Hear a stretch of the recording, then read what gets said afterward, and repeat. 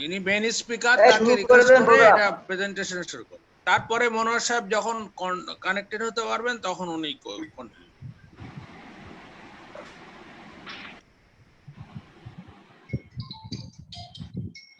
Sir আসসালামু sir. এই সমস্যা কি? কেন আমাকে দেখা যাচ্ছে? তাহলে আপনারা স্পিকারের কথা বলতে হবে, দেওয়ার কথা বলতে হবে। আপনি দিবাশিসের কথা বলতে পারেন। স্যার আমি শুরু করে দিচ্ছি। স্যার আমি তাহলে কথা বলতে। আসসালামু আলাইকুম। Good evening to everybody. Respected Chairperson, Dr. Azizur Rahman, President BMA Satkira, respected Chief Guest, Professor Dr. Kazi Habibur Rahman, Principal Satkira Medical College, our renowned special guest, Dr. Mohammad Rafiqul Islam, Superintendent, Satkira Medical College and Hospital, Dr. Mohammad Hossein Shadat, Civil Surgeon, Satkira. We have with also us our respected list of panelists, Dr. Kazi Arif Ahmed, Dr. Sanjay Sarkar, Dr. Mohammad Asaduzzaman, Dr. Mohammad Samsur Rahman, and Dr. Manoj Kumar Mondol, also Dr. Kalaneshu Sardar, Dr. Monirul Islam, and also we have with us our respected moderator, Dr. Mohammad Monar Hussain, Assistant Professor and Head of the Department of Oncosurgery, Khulna Medical College Hospital, and Secretary BMA Satkira. Our keynote speaker is Dr. Debashish Kumar Ghosh. He is our keynote speaker. Now, if there is any comments or if there is any welcome speech by our moderator, I am taking over my microphone or left my speech to the Dr. Monar Hussain, today our respected moderator. Moderator sir যদি এখন কিছু বলতে চান, যদি সামগ্রিকভাবে শুরু করে দিয়ে তারপরে আমরা সরাসরি স্পিকারকে চলে যাব। মনোজ স্যার কি আমাকে শুনতে পাচ্ছেন?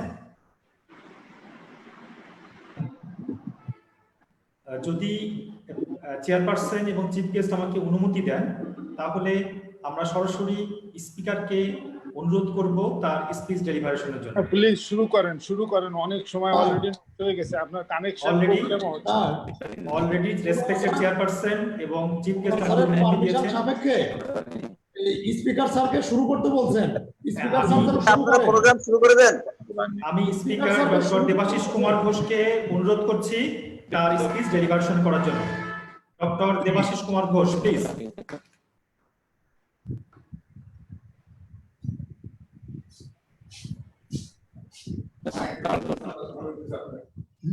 আনমিউট করে নিছেন? আমি আনমিউট করে ফোন দিছিলাম।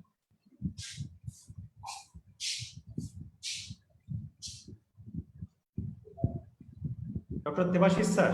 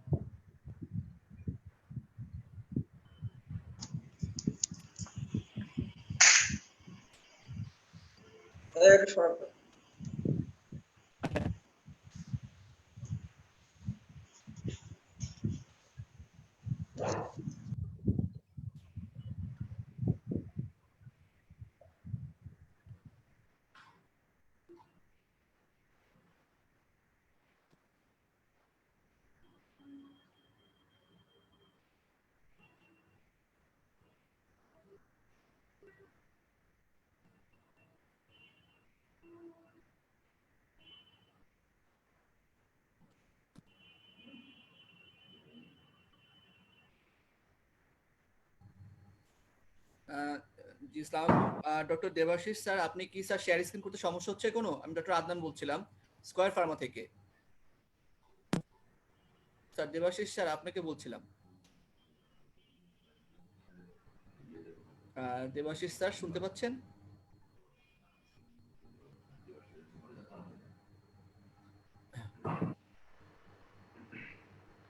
দেবাশিস স্যার, আপনার কি স্ক্রিন শেয়ার করতে কোনো সমস্যা হচ্ছে? স্যার আপনার কথা শোনা যাচ্ছে না। আপনি হয়তো হেডফোনটা ঠিক মতো কাজ করছে না। আপনি হেডফোনটা খুলে তাহলে কথা বলুন স্যার।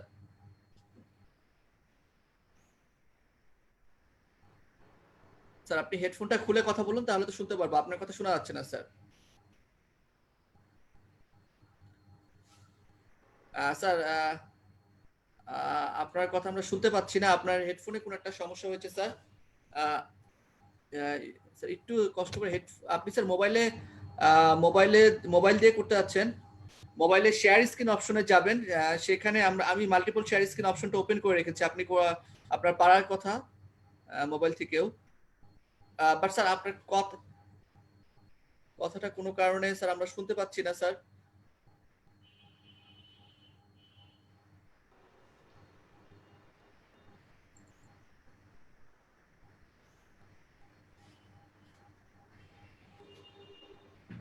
স্যার আপনি একটা কাজ করতে পারেন স্যার, আপনি আবার রিজয়েন করতে পারেন স্যার। আপনি একটু লিভ করে, প্রোগ্রামটা লিভ করে স্যার আবার একটু রিজয়েন করেন, তাহলে তো নেটওয়ার্কের সমস্যাটা ঠিক হয়ে যাবে স্যার। আমি দেবাশিস স্যারকে বলছিলাম, স্যার আপনি প্রোগ্রামটা লিভ করে দেন স্যার আবার প্রোগ্রামটা জয়েন করেন, তাহলে তো আপনার টেকনিক্যাল যে সমস্যাটা সেটা ঠিক হয়ে যাবে স্যার। জুম থেকে স্যার লিভ করে দেন আপনি স্যার এটা আবার জয়েন করেন স্যার, তাহলে এটা ঠিক হয়ে যাবে। কারণ আপনার কথা আমরা শুনতে পাচ্ছি না, প্লাস আপনার শেয়ার স্ক্রিনটাও ওপেন হচ্ছে না স্যার।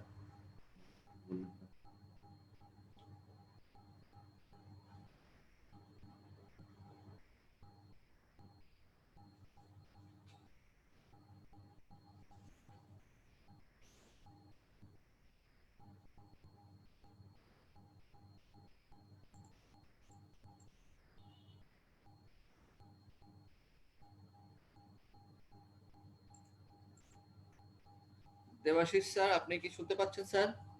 স্যার আপনাকে আমরা রিচ করতে পারছি না এখন পর্যন্ত।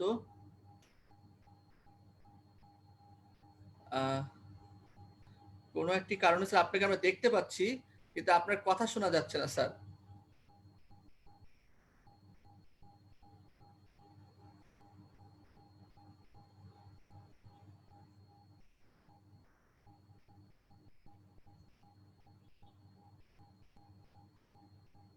আপনাকে স্যার ভিডিওতে দেখা যাচ্ছে। জি ফখরুল আলম স্যার, আপনাকে আনমিউট করার রিকোয়েস্ট পাঠানো হয়েছে। জি আপনি বলতে পারেন। জি ফখরুল স্যার। হ্যালো। হ্যালো, জি না, ঠিক আছে, আমি ওই দেবাশিস স্যারের কথা শুনতে পাচ্ছি না এটা। জি জি আমরাও শুনতে পাচ্ছি না, আমরা ট্রাই করছি স্যারকে। স্যার এখন মিউট হয়ে আছেন। দেবাশিস স্যার আপনি মিউট হয়ে আছেন, আপনি একটু আনমিউট হয়ে নেবেন আপনি। হ্যাঁ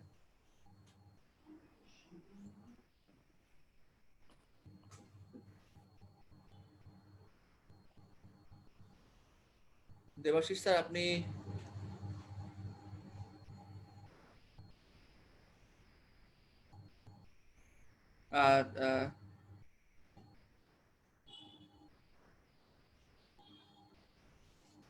স্যার আপনি আবার মিউট হয়ে গিয়েছেন দেবাশিস স্যার।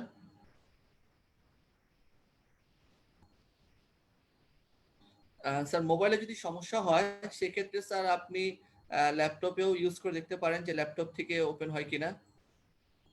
স্যার আপনার কথা শোনা যাচ্ছে না স্যার, আপনি একটু স্যার করে নেবেন স্যার, আপনার মিউট অপশনটা আনমিউট করে নেবেন স্যার। আমি আনমিউট রিকোয়েস্ট পাঠিয়েছি আপনাকে স্যার।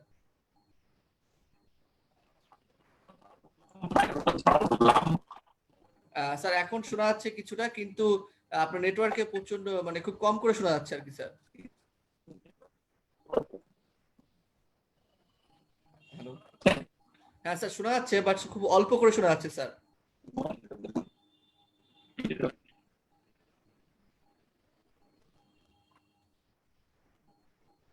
স্যার শোনা যাচ্ছে কিন্তু খুব অল্প করে শোনা যাচ্ছে, এখনো ক্লিয়ার না স্যার আপনার সাউন্ডটা।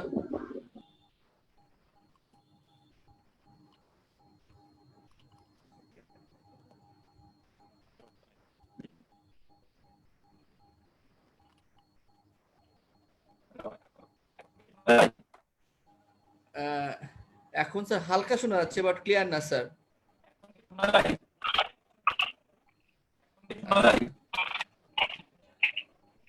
অল্প শোনা যাচ্ছে স্যার, পুরোপুরি ক্লিয়ার না স্যার এখন পর্যন্ত।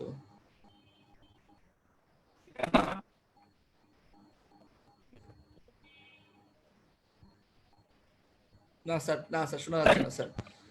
স্যার ওইভাবে শোনা যাচ্ছে না স্যার।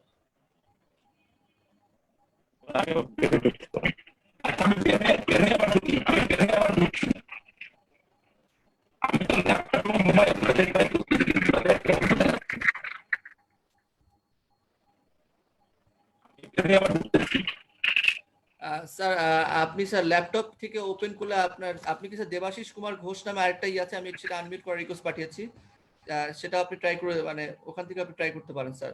আপনাকে আমি কোড বানিয়ে দিচ্ছি।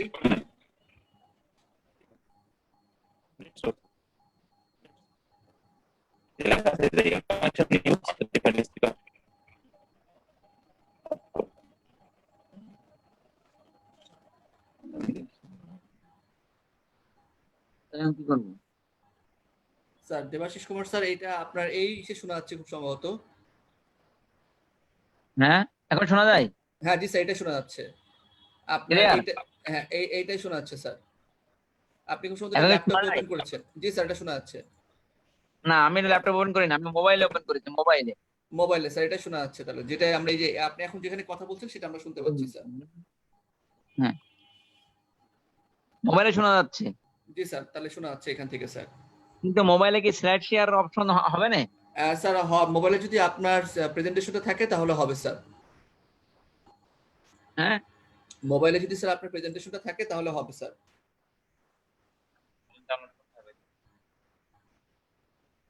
মোবাইলে প্রেজেন্টেশন থাকলে হবে? জি স্যার, হবে স্যার। আচ্ছা, ঠিক আছে। আমি তাহলে, হ্যালো, জি স্যার, আমি শুনতে পাচ্ছি স্যার।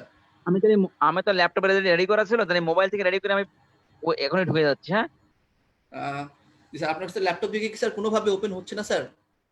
আচ্ছা, হ্যাঁ, না ল্যাপটপে ওপেন হচ্ছে না, আমি যে ল্যাপটপে স্লাইড দেখাই এখানে ওপেন হবে না? হ্যাঁ স্যার, তাও হবে স্যার। ল্যাপটপে স্লাইড দেখালেন, এখানে আপনি বলবেন, তাও হবে স্যার। বলি, হ্যাঁ স্যার, হ্যাঁ, তাও তোরাই হবে ভালো স্যার। নেই, জি স্যার। তোর ল্যাপটপ স্লাইড আছে। ল্যাপটপে স্যার আপনি স্লাইড শেয়ারটা শুরু করেন স্যার, শেয়ার স্ক্রিনটা। হ্যাঁ, আমি হ্যাঁ জি স্যার, আপনার শেয়ার স্ক্রিনটা দেখা যাচ্ছে স্যার, এই যে স্যার আমরা দেখতে পাচ্ছি। আপনি স্যার যেটা করবেন স্যার, আপনার হ্যাঁ জি স্যার, আমরা শুনতে পাচ্ছি স্যার। আপনার যেটা মোবাইল ল্যাপটপে যেই মিউট অপশনটা সেটা মিউট করে রাখবেন, আর আপনার মোবাইলের আনমিউট করে রাখবেন, তাহলে কোনো সমস্যা হবে না। ল্যাপটপেরটা স্যার আপনি মিউট করে রাখেন, মিউট অপশনটা। আচ্ছা, ঠিক আছে। ওকে স্যার, আমরা শুনতে পাচ্ছি এখন, আপনি ক্লিয়ার শুনতে পাচ্ছি স্যার। আপনি প্রেজেন্টেশন মোড দিয়ে প্রেজেন্টেশনটা শুরু করতে পারেন স্যার।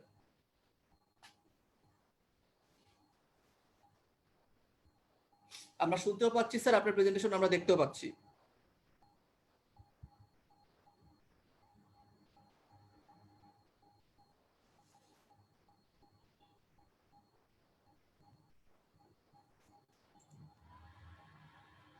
স্যার স্যার আমরা আবার শুনতে পাচ্ছি না আপনাকে।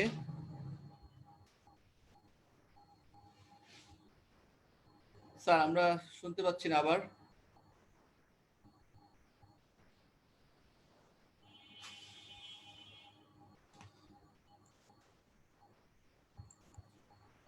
এখন শুনতে পাওয়া যায়?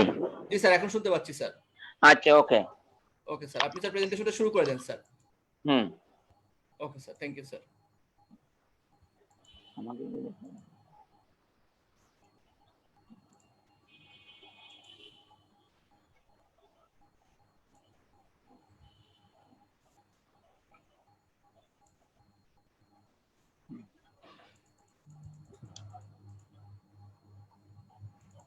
আজকের এই লাইভ ওয়েবিনারে উপস্থিত এখানকার চেয়ারপারসন, স্পেশাল গেস্ট এবং প্যানেল অফ এক্সপার্ট, সবাইকে শুভ সন্ধ্যা।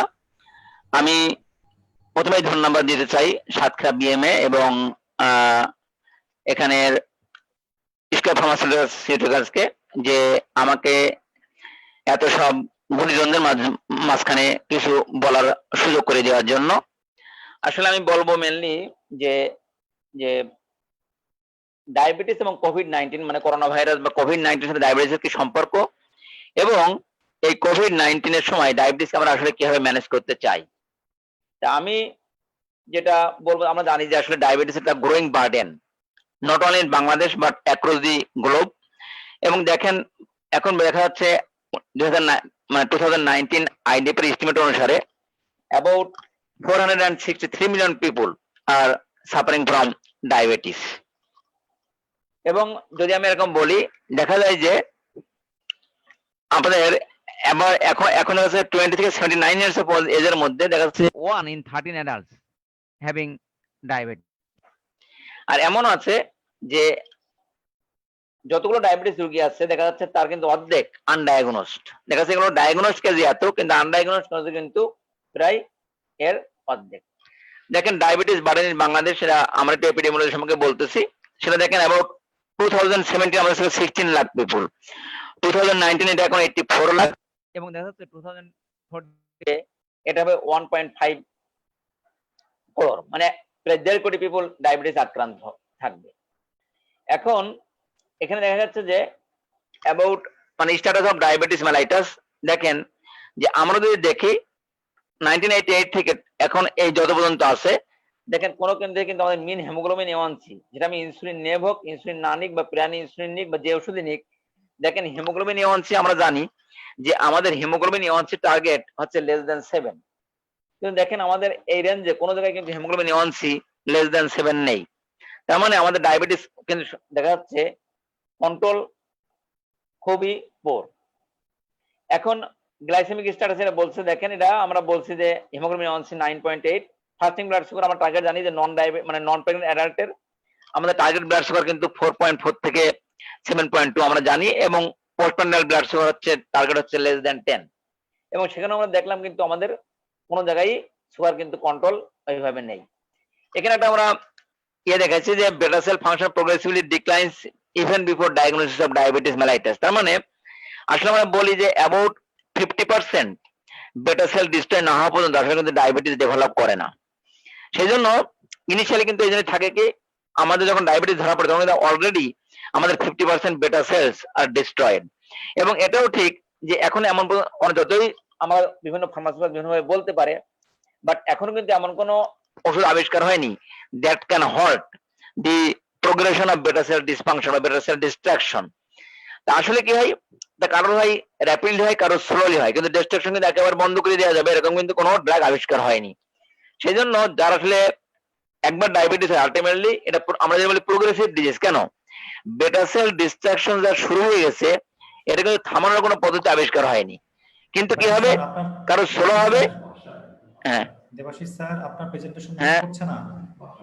হ্যাঁ আপনার প্রেজেন্টেশন মুভ করছে না, আপনার প্রেজেন্টেশন দেখা যাচ্ছে না। দেখা যাচ্ছে না? না, ও, আমাকে দেখা যাচ্ছে না? আপনার প্রেজেন্টেশনটা দেখা যাচ্ছে না স্ক্রিনে। স্ক্রিনে বলে দেখা যাচ্ছে না? আমি অফ করে দিই। জানেন আপনার স্ক্রিনে প্রেজেন্টেশন দেখা যাচ্ছে না। আপনার প্রেজেন্টেশন স্ক্রিন দেখা যাচ্ছে না, এটা ওই যে আপনার কাছে যিনি আছেন ওনাকে বলেন যে ভিজুয়ালাইজ করার জন্য। ঠিক আছে। ও দেখা যাচ্ছে না, না কি পড়লাম যে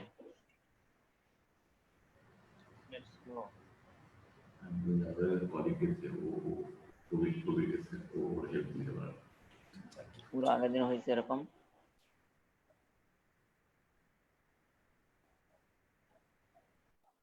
এখানে ওইটাই হচ্ছিল, পরে আর ইয়ে হয়নি।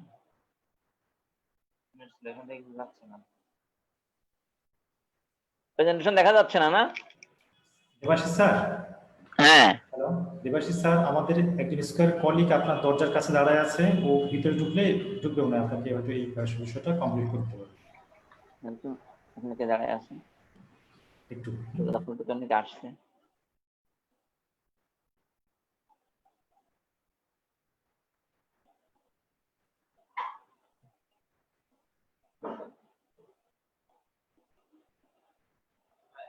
নাই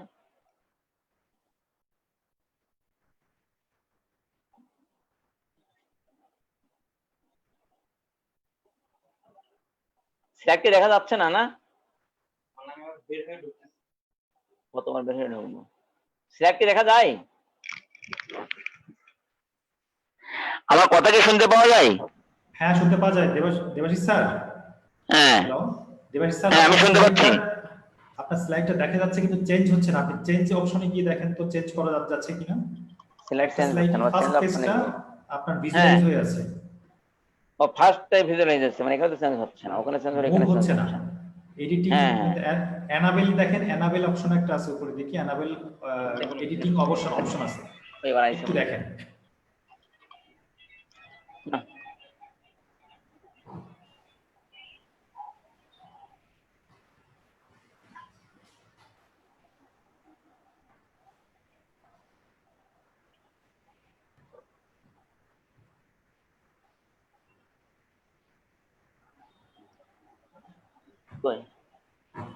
তো স্লাইড চেঞ্জ হচ্ছে না, একবার এদিকে আসুন।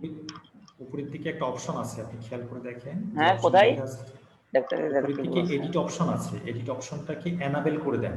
আপনার এডিট অপশনকে এনাবেল করে দিতে হবে, এনাবেল করে দেন, করে দিয়ে এবার মুভ করার চেষ্টা করেন। এডিট অপশন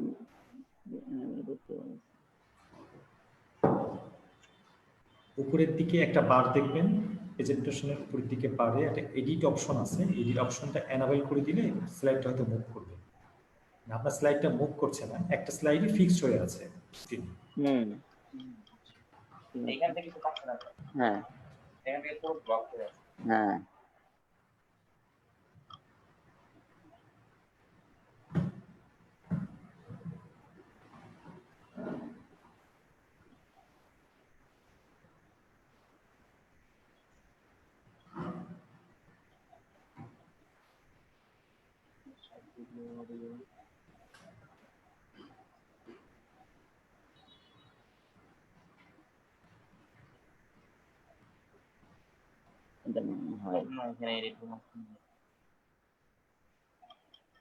না তো তুমি বুঝতে পারবে না, মোর ক্লিয়ার আছে।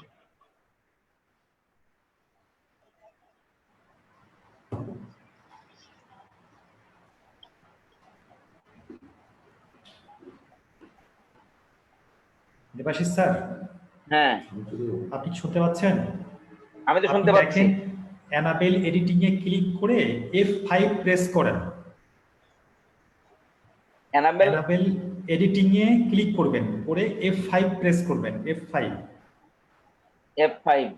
মানে ফাংশন। এনাবেল এডিট অপশনটা কোথায় আছে? এনাবেল এডিট এই অপশনটা কোথায় আছে?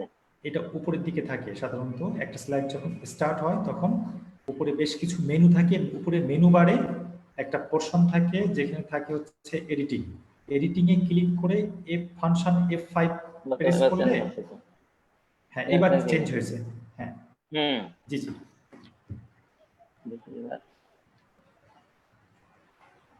এবার চেঞ্জ হয়েছে। আপনি আবার একটা চেঞ্জ করেন তো। হ্যাঁ, আরেকটা চেঞ্জ করেন।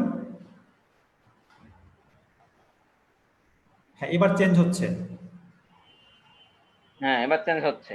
হ্যাঁ, দেবাশিস দা এবার তাহলে শুরু করেন। পার্টিসিপেন্টরা ওয়েট করছেন, ঠিক আছে? আমি আনমিউট হয়ে যাচ্ছি, আপনি শুরু করেন আবার। হ্যাঁ, থ্যাংক ইউ।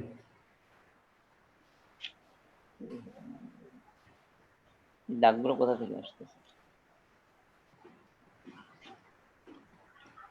স্যার আমরা শুনতে পাচ্ছি আপনাকে, আপনি শুরু করুন স্যার। হ্যাঁ হ্যাঁ, করেন। থ্যাংক ইউ স্যার, এখন ক্লিয়ার। আমি এই স্লাইডে ছিলাম যে এই জন্য বলছিলাম যে 50% বেটা সেল ডিস্ট্রাকশন না হলে কিন্তু আসলে ডায়াবেটিস ডেভেলপ করে না, এবং এমন কোনো ওষুধ আবিষ্কার হয়নি যেটা আমার বেটা সেলের ডিস্ট্রাকশনকে হল্ট করতে পারে। সুতরাং একবার যদি ডায়াবেটিস শুরু হয়েছে, আসলে এটা গ্র্যাজুয়ালি প্রোগ্রেসিং। সেজন্য অনেক সময় দেখা যায় আমাদের বলে, আমি তো আগে ডায়েট এবং এক্সারসাইজ ভালো ছিলাম, এখন তো আসলে আমার ডায়াবেটিস কন্ট্রোল হচ্ছে না। অনেকে আবার বলে, দেখা যাচ্ছে আমি স্যার আগেতে আমার শুধু একটা মেটফর্মিন খালি কন্ট্রোল হয়েছে, এখন তো কন্ট্রোল হচ্ছে না। আলটিমেটলি কন্ট্রোল হবে না, এটা গ্র্যাজুয়ালি প্রোগ্রেসিভ, এবং একসময় দেখা যাবে একটা, দুইটা, তিনটা এমন করতে আলটিমেটলি অনেকের ইনসুলিন প্রয়োজন হয়।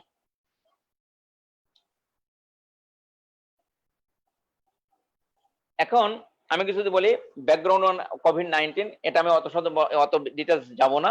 তবে আমি যদি বলতে চাই যে আসলে কোভিড-19 এর সাথে আমাদের ডায়াবেটিসের রিলেশনশিপটা কি। দেখেন, আমরা সবাই জানি যে ডায়াবেটিস হলে যে কোনো যদি ইনফেকশন হয়, সেগুলো আমাদের কি কি সমস্যা করতে পারে। আমরা জানি যে ডায়াবেটিস অ্যাবসোলিউটলি কি হতে পারে। সাধারণত এমন হতে পারে যে সেখানে মোর সিভিয়ার ডিজিজ হতে পারে, মোর সিভিয়ার ডিজিজ, হতে পারে সিভিয়ার কমপ্লিকেশনস, এটা হতে পারে যে আপনার মোর বেশি বেশি আইসিইউ অ্যাডমিশন, হতে পারে longer length of stay in hospital, এবং এটাও হতে পারে যে আলটিমেটলি ডেথ রেটও বেশি। আর হতে পারে যেটা হচ্ছে যে রিস্ক অফ সিভিয়ার কোভিড-19, যাদের সিভিয়ার কোভিড-19 হবে তাদের ডায়াবেটিস মেলিটাস পেশেন্টের এগুলো রিস্ক বেশি। আমাদের কাছে পেশেন্ট যাদের ডায়াবেটিস আছে ওদের ক্ষেত্রে যেটা কি হবে, তাদের হতে পারে কোভিড-19 হওয়ার কারণে তাদের হতে পারে মোর সিভিয়ার ইলনেস, মানে কি তারা বেশি সিক হতে পারে, তাদের হতে পারে ডায়াবেটিক ইমার্জেন্সি।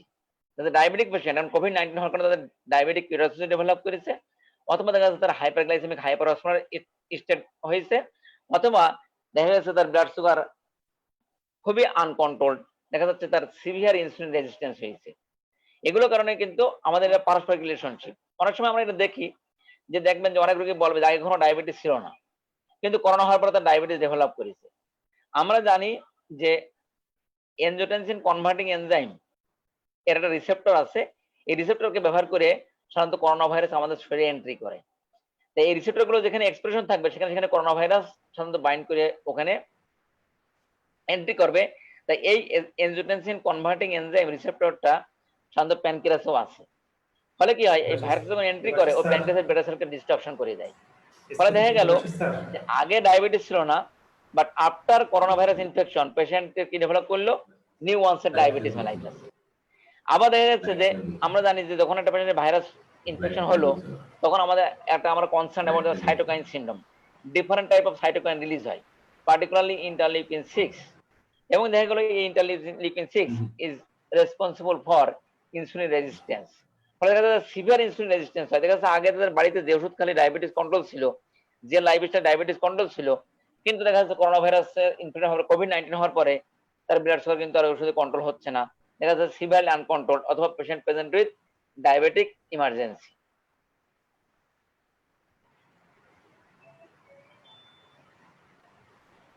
এখন আমরা বলছিলাম যে increase rate of mortality particularly in patient with diabetes.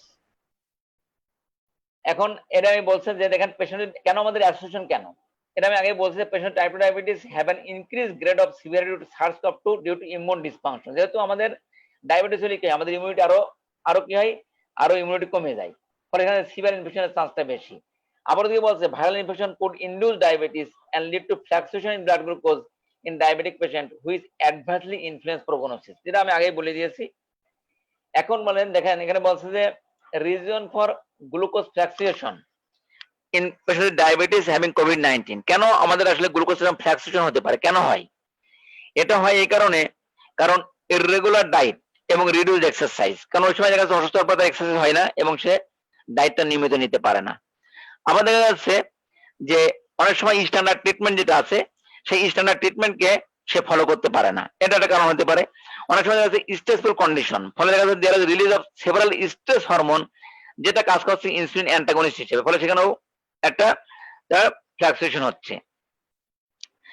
এখন আরেকটা দেখেন দি ইউজ অফ গ্লুকোকর্টিকয়েড, দেখা যাচ্ছে আমরা জানি যে মডারেট টু সিভিয়ার কোভিড হলে এখানে একটা গ্লুকোকর্টিকয়েডের একটা ইন্ডিকেশন আছে মডারেট টু সিভিয়ার কোভিডে, এবং সেই ক্ষেত্রে দেখেন যে সেক্ষেত্রে কিন্তু আমরা জানি গ্লুকোকর্টিকয়েড কি that also causing insulin resistance, এবং সেখানে কিন্তু ডায়াবেটিস বেড়ে যাওয়ার একটা চান্স আছে।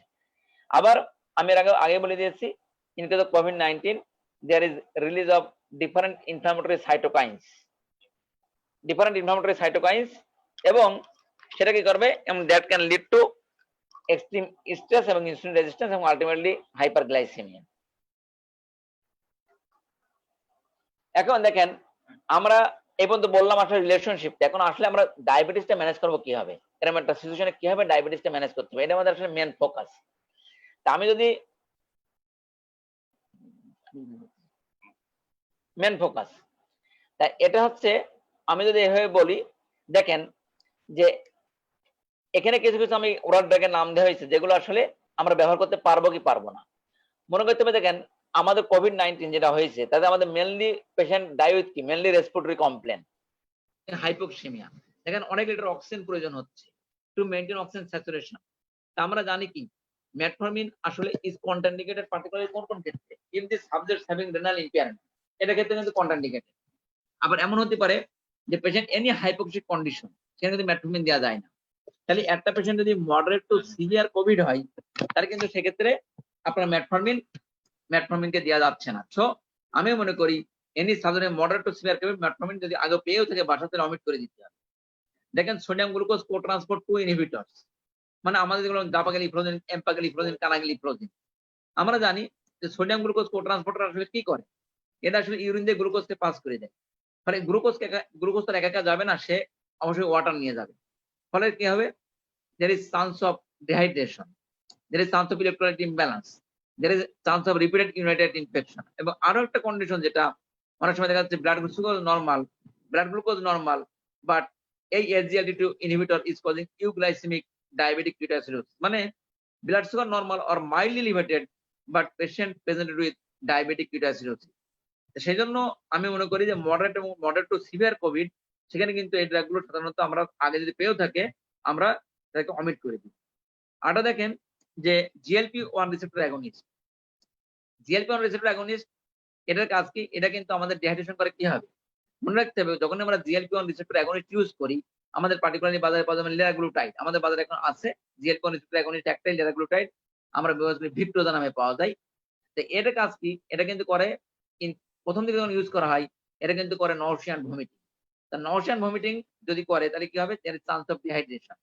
ফলে এসব ক্ষেত্রে কি হয়? মডারেট টু সিভিয়ার কোভিড আমাদের নিউট্রিশন এবং হাইড্রেশন মেইনটেইন করা ডিফিকাল্ট। সেক্ষেত্রে আমরা একটা ওষুধ দিয়ে তার কিন্তু আবার ডিহাইড্রেশনের মধ্যে ফেলে দিতে পারি। সেজন্য এইসব ড্রাগ আমরা অ্যাভয়েড করতে চাই। আর হচ্ছে DPP-4 ইনহিবিটর, এই একটা মাত্র ড্রাগ, যদি এখানে সার্স-কভ-2 এর সাথে তেমন কোনো স্টাডি নেই, কিন্তু যখন মার্স-কভ ছিল, মিডল ইস্ট রেসপিরেটরি ভাইরাস বা রেসপিরেটরি সিনড্রোম, তার সাথে কিন্তু বলা হয়েছিল যে DPP-4 ইনহিবিটর তাদের কিন্তু একটা বেনিফিশিয়াল রোল ছিল।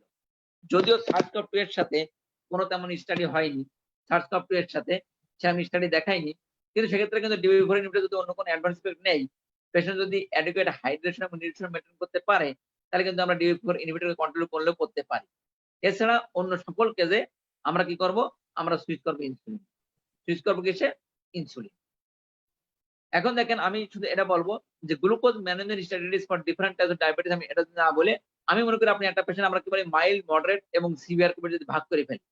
এখন মাইল্ড কোভিড মানে কি? Patient having only fever, mild cough আছে বা একটু পেশেন্টের অন্য কোনো কোমরবিডিটি নেই, সিভিয়ার কোনো কোমরবিডিটি নেই এবং পেশেন্ট হ্যাভিং কোনো চেস্ট এক্সরে নরমাল।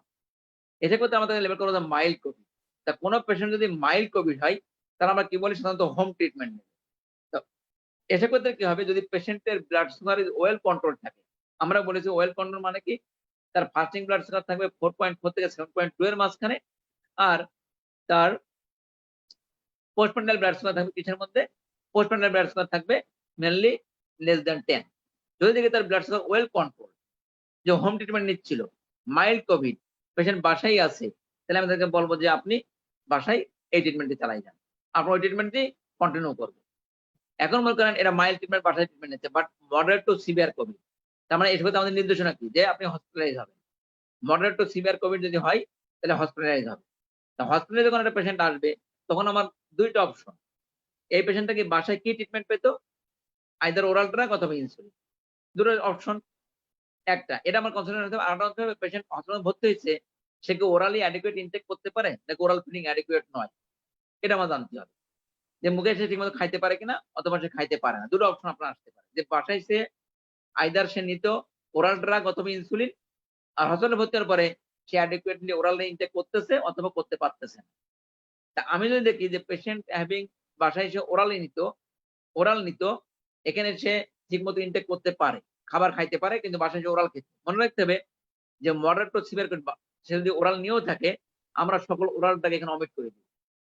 যখন সে হসপিটালাইজ হবে সকল ওরাল ড্রাগকে এখানে অমিট করে দিতে হবে। Omit all oral drug. Any patient moderate to severe COVID hospitalised, either say oral intake or not. দেওয়ার পর আমরা কি করবো? আমরা তাকে ইনসুলিন যোগ করবো।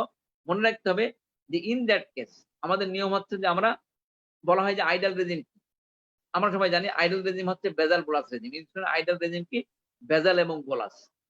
বেজাল মানে কি? আসলে আমি যদি একটু ওইভাবে যাই যে ইররেসপেক্টিভ অফ মিল আমাদের বডি কিন্তু সবসময় ইনসুলিন তৈরি করতেই থাকে 24 আওয়ার ধরে। এটাকে বলা হয় বেজাল ইনসুলিন সিক্রেশন, ইররেসপেক্টিভ অফ মিল। মিলের সাথে কোনো সম্পর্ক নেই। আর আমার নন ডায়াবেটিক পেশেন্টের নরমালি যে আমরা যখন মিলটা খাই, এই মিলের সাথে সম্পর্কযুক্ত করে আমার বডি কিন্তু ইনসুলিন তৈরি করে। এটাকে বলা হয় বোলাস ইনসুলিন। মানে কি? মিল টাইম ইনসুলিন, প্রান্ডিয়াল ইনসুলিন। মানে আমি যে খাবারটা খাবো সেই খাবার যেমন গ্লুকোজ না বেড়ে যায়, এটাকে কমব্যাট করার জন্য আমার বডি ইনসুলিন তৈরি করে। তা যেহেতু আমরা 3 বার খাই, সেজন্য আমার বডি 3 বার ইনসুলিন তৈরি করে, 3 বার মেজর মিল নিই। সেই জন্য আমরা যখন বেজাল বোলাস থেরাপি দিই, আমরা একটা ইনসুলিন ইউজ করি যেটা 24 আওয়ার্স কভারেজ দেবে। আইদার সেটা লং অ্যাক্টিং অথবা আগে ব্যবহার করতে ইন্টারমিডিয়েট অ্যাক্টিং 2 বার করে। এটাকে আমরা ইউজ করি অ্যাজ এ বেজাল ইনসুলিন। আর বোলাস ইনসুলিন কি? আইদার শর্ট অ্যাক্টিং অথবা র‍্যাপিড অ্যাক্টিং ইনসুলিন, যেগুলো আমরা আর ইনসুলিন নামে ব্যবহার করি। বাজারে আর ইনসুলিন পাওয়া যায়, যেমন ইনসুলিন আর এই নামে পাওয়া যায়। এটাকে আমরা 3 বেলা ব্যবহার করি বিফোর মিল। এটাকে বলা হয় বোলাস থেরাপি, 3 বেলা বোলাস। তাহলে এই যে বেজাল বোলাস, এটা আইডিয়াল ইনসুলিন রেজিম। তাহলে আমার যখন পেশেন্টটা আসবে, আগে সে ওরাল ড্রাগ পেত, এখন আমি ইনসুলিন সুইচ করতে চাই, তখন আমি কি করতে চাই? তখন আমি বেজাল বোলাস থেরাপি দিতে চাই, বেজাল বোলাস। এখন প্রশ্ন হচ্ছে যে এই যে আমি বেজাল এবং বোলাস থেরাপি দিব, বেজাল বোলাস থেরাপি, এখন এর তো আমি ডোজ জানা নাই। তাহলে what is the dose of basal insulin, what is the dose of bolus therapy? Bolus insulin ডোজটা কেমন হবে? ডোজটা যদি আমি বেজাল দিই, এটা হবে 0.2 থেকে মনে যায় 0.2 to 0.3 unit per KG body weight per day. মানে এটা আমি একবারই দেবো, সেটা দেবো বেজাল ইনসুলিন দেবো 0.2 to 0.3 unit per KG body weight per day. আর যদি বোলাস ইনসুলিন দিই, সেটা হবে 0.05 to 0.05 to 0.1 unit per KG per meal. মানে প্রতি মিলের সাথে আমি এই ডোজ দেবো। এটা হচ্ছে বেজাল বোলাসের রেজিম, যে পেশেন্ট আগে কখনো ইনসুলিন বাসায় পাইনি, ওরাল ড্রাগ পেত। এভাবে শুরু করে আমি আস্তে আস্তে অ্যাডজাস্ট করে ফেলবো। এখন এখানে আমি যাই, যদি আমি বলি যে এখন প্রশ্ন হচ্ছে যে এখানে দেখেন একটা রিলেশন, আমি ওখানে ছিলাম যে তাহলে হসপিটালাইজ পেশেন্ট, আমার টার্গেট কত, আমি কিভাবে শুরু করলাম।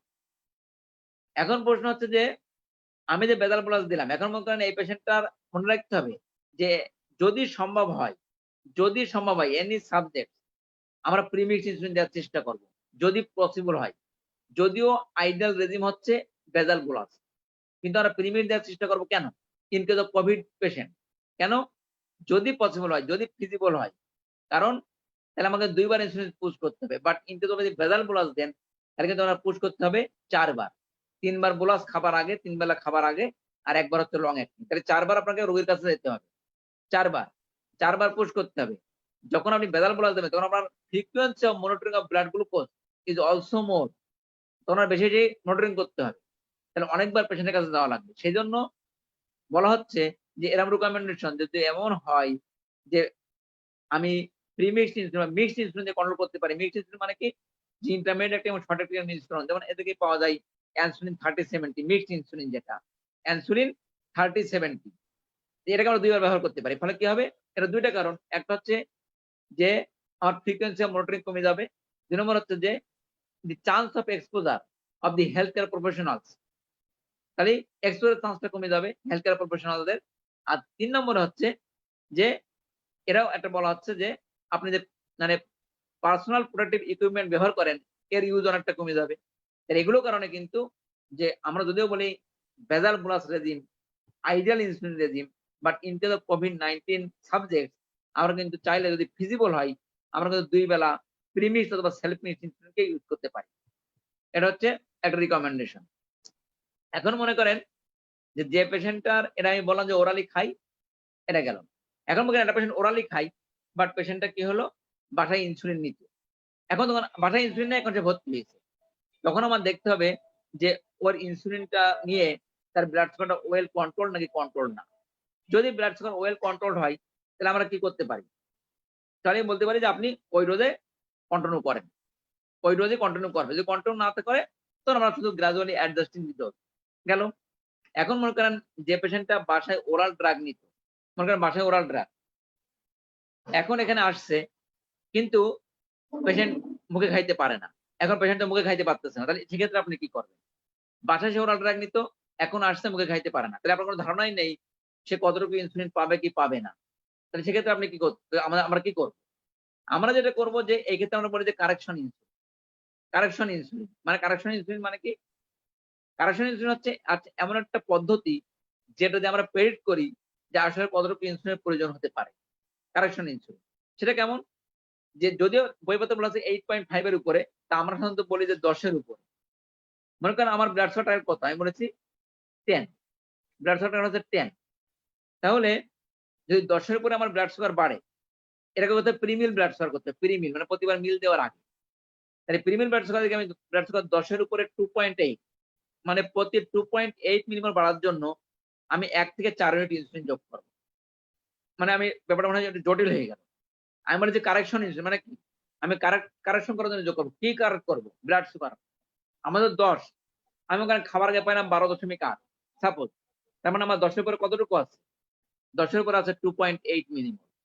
তাহলে 2.8 মিলিমোল কারেকশন করার জন্য আমার ইনসুলিন যোগ করতে হবে। সেই ইনসুলিনের নাম হচ্ছে কারেকশন ইনসুলিন। এই কারেকশন ইনসুলিন কিছুই না, এটা আসলে ওই শর্ট অ্যাক্টিং ইনসুলিন বা প্রান্ডিয়াল ইনসুলিনই, কিন্তু কতটুকু যোগ করবে এটা আমাকে একটা প্রেডিক্ট করে, একটা ধারণা দেবে। সেই জন্য দেখা যাচ্ছে আমার প্রতি 2.8 মিলিমোল বাড়ার জন্য আমি 1 থেকে 4 ইউনিট যোগ করতে পারবো।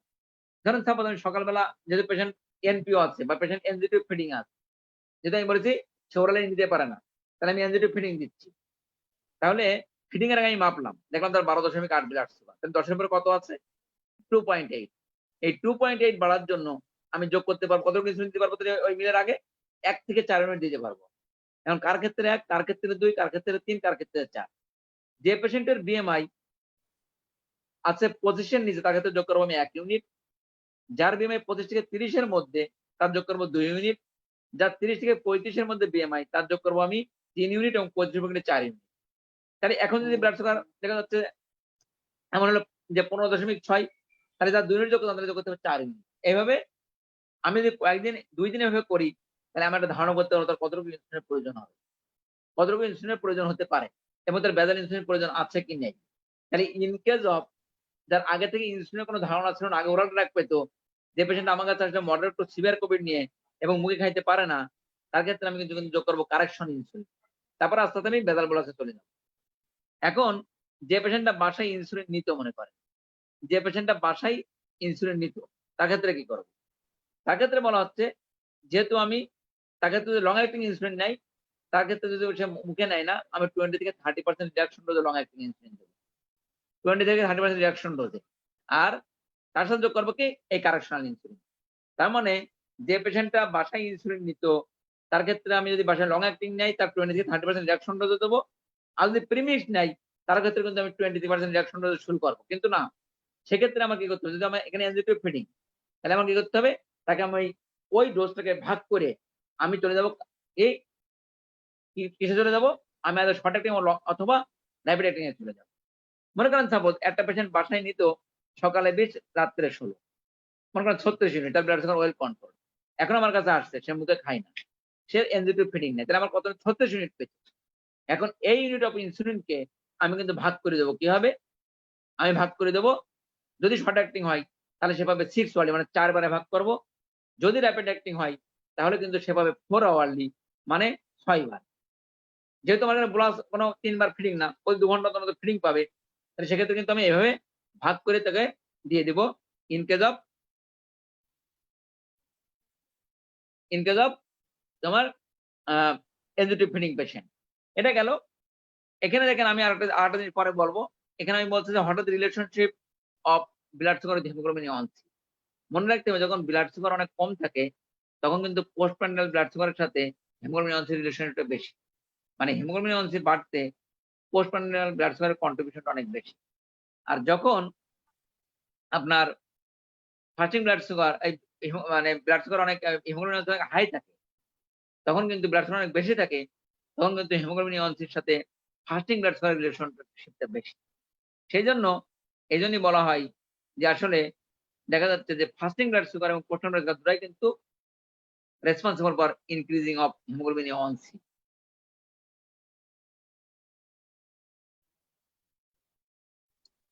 এটা আরেকটা হচ্ছে যে আমি যেটা বলবো যে দেখেন এখানে কিছু কিছু ইয়ে আছে, which insulin to choose with advantage of convenience. দেখেন আমরা জানি বেজাল ইনসুলিন, বেজাল মানে কি? একটা লং অ্যাক্টিং ইনসুলিন। বেজাল মানে কি? Only long acting insulin. একটা যে প্রিমিক্স, প্রিমিক্স মানে আমরা বাজারে এগুলো 30-70 ইনসুলিন ইউজ করি। 30-70 আছে, 25-75, কারো কাছে 50-50 আছে। যেমন এনআরই এই স্কয়ার ফার্মাসি আছে ইনসুলিন 30-70, আমরা জানি এটা প্রিমিক্স ইনসুলিন। এটা বেজাল প্লাস। মনে করেন যখন আমরা বলি যেখানে ইনসুলিন যেগুলো বলেছে হোয়াট ইজ বেজাল প্লাস রেজিম। বেজাল প্লাস রেজিম হচ্ছে এরকম যে বেজাল প্লাস হচ্ছে সেই ইনসুলিন যে আমি একটা লং অ্যাক্টিং যোগ করলাম, করার পর আমার ব্লাড সুগার ওয়েল কন্ট্রোল নেই, তখন যদি আমি এক বেলা প্র্যান্ডিয়াল বা 2 বেলা প্র্যান্ডিয়াল ইনসুলিন যোগ করি, তখন থেকে হবে বেজাল প্লাস। মানে কি, তার মানে এক বেলা দিলাম লং অ্যাক্টিং, দুপুরে খাওয়ার আগে শর্ট অ্যাক্টিং, রাত্রে খাওয়ার আগেও শর্ট অ্যাক্টিং, এটাকে বলা হয় বেজাল প্লাস।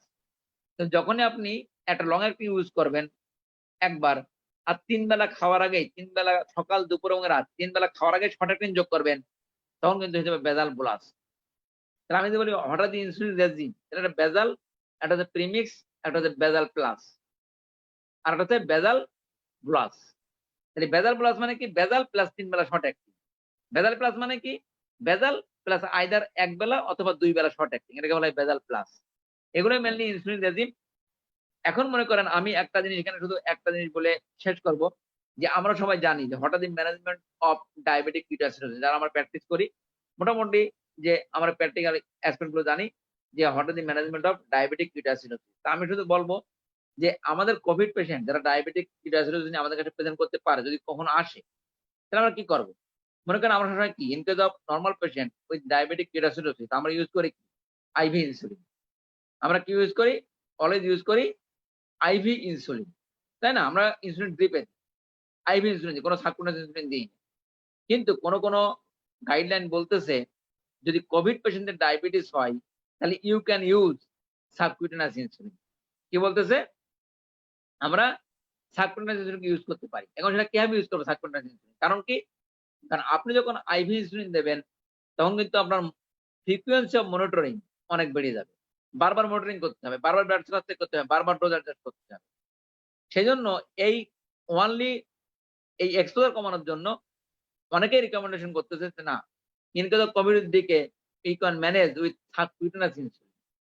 সেই সাবকুটেনিয়াস ইনসুলিন কিভাবে ইউজ করতে হবে, তার ওরা একটা কিছু গাইডলাইন দিয়ে দিয়েছে। তেমন কি, যে আপনি ইনিশিয়ালি যে শর্ট অ্যাক্টিং ইনসুলিন বা র্যাপিড অ্যাক্টিং ইনসুলিনটা দেবেন, সেটা দেবেন 0.2 unit per KG body wait, 0.2 unit per KG body wait, followed by 0.2 unit per kg body weight every 4 hours. তাহলে in case of COVID patient with DK মানে diabetic ketoacidosis কিভাবে manage করব, যে আমরা দেব 0.2 unit per KG body weight initial dose, followed by 0.2 unit every 4 hourly until blood sugar less than 250. কি বলেছি? Blood sugar less than 250।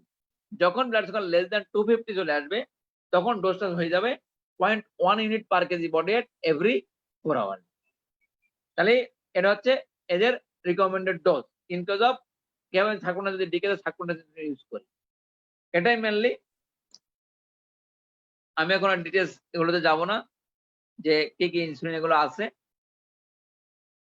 হ্যাঁ, আমি মনে করি আজকে আমার প্রেজেন্টেশন এই পর্যন্ত। যদি আপনাদের কোশ্চেন থাকে, আমি মনে করি অনেক কোশ্চেন আসুক, কোশ্চেন অ্যান্সার করলে এগুলো কোশ্চেনে মনে হয় আরো বেশি বেশি ক্লিয়ার হয় ব্যাপারগুলো।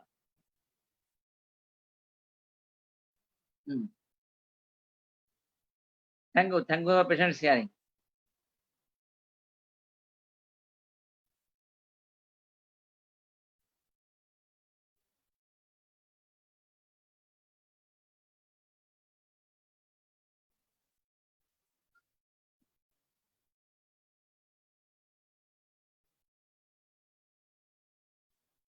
এগুলো তো আমার ইয়েতে দেখা যাবে না।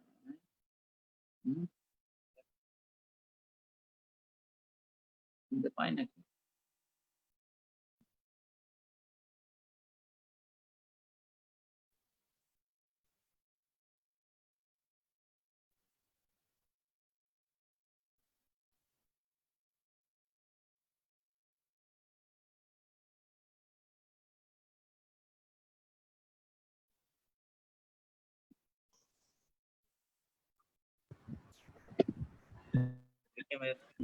Thank you, respected speaker or renowned speaker for time-demanding delivery speech. Basically, প্রেজেন্টেশনটা এত সুমধুর এবং এত সাবলীল হয়েছে, তার সবার জন্য এটা বোধগম্য সুবিধা হয়েছে। আমি এখন যারা পার্টিসিপেন্ট আছেন তাদেরকে রিকোয়েস্ট করব, যদি কারোর কোনো কোশ্চেন থাকে তাহলে আপনারা আপনাদের পোর্শনে আনমিউট পোর্শনে যে একটা ক্লিক করলে আপনি আপনার কোশ্চেনটা করতে পারবেন। তো আমি এখন পার্টিসিপেন্টদের কাছে যাচ্ছি, যদি অনারেবল পার্টিসিপেন্টদের কোনো কোশ্চেন থাকে তাহলে আপনারা কোশ্চেন সিকুয়েন্সিয়ালি একজন একজন করে করার চেষ্টা করেন। মনোয়ার স্যারকে স্ক্রিনে দেখা যাচ্ছে, মনোয়ার স্যারকে যদি কিছু বলতে চান। মনোয়ার স্যার কি আমাকে শুনতে পাচ্ছেন? হ্যাঁ, আমি শুনতে পাচ্ছি, আমার শোনা যাচ্ছে? মনোয়ার স্যার, স্যার হ্যাঁ, আমি শুনতে পাচ্ছি। স্যার আমার ক্লিয়ার শোনা যাচ্ছে না স্যার, আরো একটু কাছে নিয়ে কি বলবেন আপনি স্পিকারটা, মাইক্রোফোনটা একটু কাছে নেন স্যার।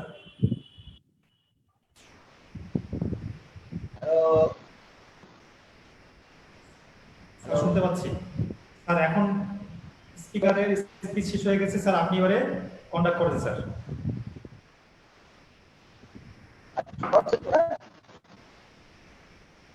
হ্যালো, শোনা যাচ্ছে? আর শোনা যাচ্ছে বাট একটু কেটে কেটে যাচ্ছে। Respected participant, you are now requested to raise question please. যদি কোনো কোশ্চেন না থাকে তাহলে আমরা সিরিয়ালি আমাদের রেসপেক্টেড প্যানেলিস্টদের কাছে যাব তাদের বক্তব্য শোনার জন্য। আমাদের কোচিং করার কিছু নাই, আমি তো ছাত্র, আমাদের যারা প্যানেলিস্ট আছে প্যানেলিস্টের কাছে আমরা চলে যাই, আমরা প্যানেলিস্টের কাছে চলে যাই। Hello hello hello hello, Arif sir কি আছেন স্ক্রিনে? কাজী আরিফ আহমেদ স্যার, যদি কাজী আরিফ আহমেদ স্যার থাকেন তাহলে আপনি স্যার, আপনি যদি আমাদেরকে এই স্পিকারের বক্তব্যের পরে যদি কোনো অপিনিয়ন দিতে চান স্যার প্লিজ। আচ্ছা, আমার কথা কি শোনা যাচ্ছে? স্যার আপনার কথা স্পষ্ট শোনা যাচ্ছে স্যার, বলেন স্যার। আচ্ছা আচ্ছা, আমি আসলে স্পিকারকে ধন্যবাদ জানাচ্ছি যে উনি খুব সুন্দর বক্তব্য রাখছেন। আসলে আমরা এই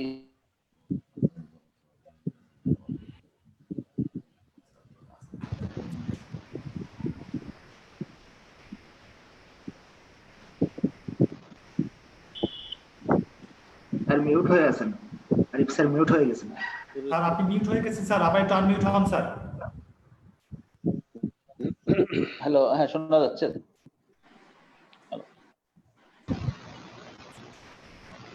আমার কথা শোনা যাচ্ছে?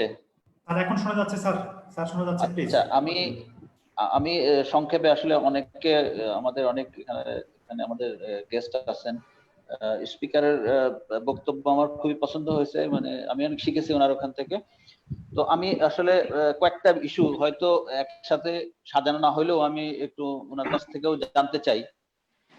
কয়েকটা ইস্যু হচ্ছে যে তো এ ধরনের পেশেন্ট যেগুলো মডারেট টু সিভিয়ার কোভিড ইনফেকশনের যে রোগীগুলো আছে এদেরকে আমরা স্টেরয়েড ইউজ করতেছি, আইদাল মিথাইল প্রেডনিসোলোন অথবা ডেক্সামেথাসোন।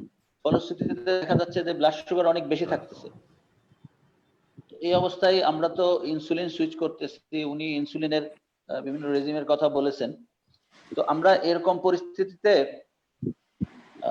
ইভেন ইনসুলিন আইভি, কারণ এখানে কিটোঅ্যাসিডোসিস কিংবা আদার কমপ্লিকেশনের সম্ভাবনা অনেক বেশি। তো ইনসুলিন পাম্প ইউজ করতে পারি কিনা, যদিও পাম্পের অ্যাভেলেবিলিটি সব জায়গায় নাই, তো আমাদের মেডিকেল কলেজে আমরা আইসিইউতে এবং কয়েকটা বেসরকারি হসপিটালে এখানে এরা ইউজ করতেছে।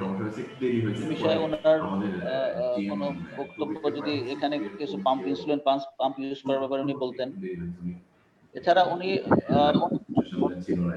আপনার SGPL2 ইনহিবিটর এমপাফ্লোজিন এর কথা উনি বলেছেন। তো আমাদের কিছু পেশেন্ট এরকম হার্ট ফেলিওরের পেশেন্ট আছে উইথ কোভিড, যেগুলোর আগে থেকে পেয়ে আসতেছে এবং এগুলো ডায়ালিসিসেও হেল্প করছে।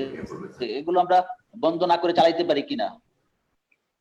আমরা কমনলি এমপাফ্লোজিন ইউজ করি, এটা ইউজ করতে পারি কিনা। এবং সর্বোপরি কিছু পেশেন্ট যেগুলো ইনসুলিন দেওয়া সত্ত্বেও কমতেছে না আর কি, সেগুলো বিভিন্ন মেকানিজম আছে আর কি। সেক্ষেত্রে উনি বলেছেন যে সাইটোকাইন রিলেটেড ছাড়াও আদার কিছু কন্ডিশন কারণে এই কোভিড পেশেন্টের ব্লাড সুগার কমে না। এই ইনসুলিন রেজিস্ট্যান্স যেগুলো ডেভেলপ করে যাচ্ছে, আমরা ইনসুলিন দিয়েও তাদেরকে target blood sugar level maintain করতে পারছি না। তাদের জন্য ওনার বক্তব্য, আমাদের স্পিকারের বক্তব্য আমি একটু চাচ্ছিলাম।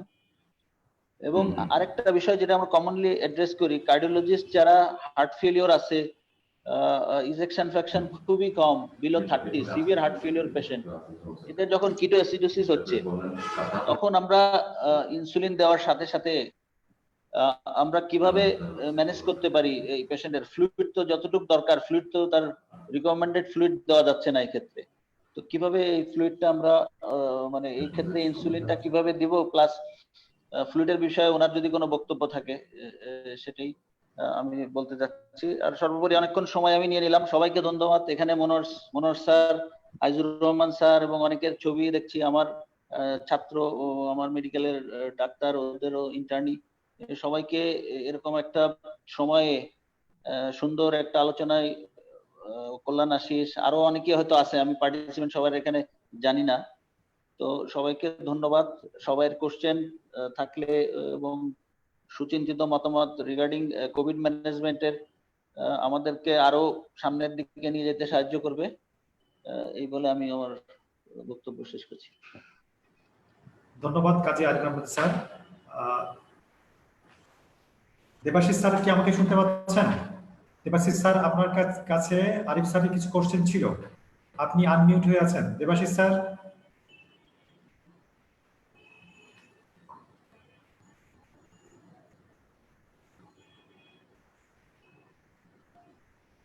দেবাশিস স্যার,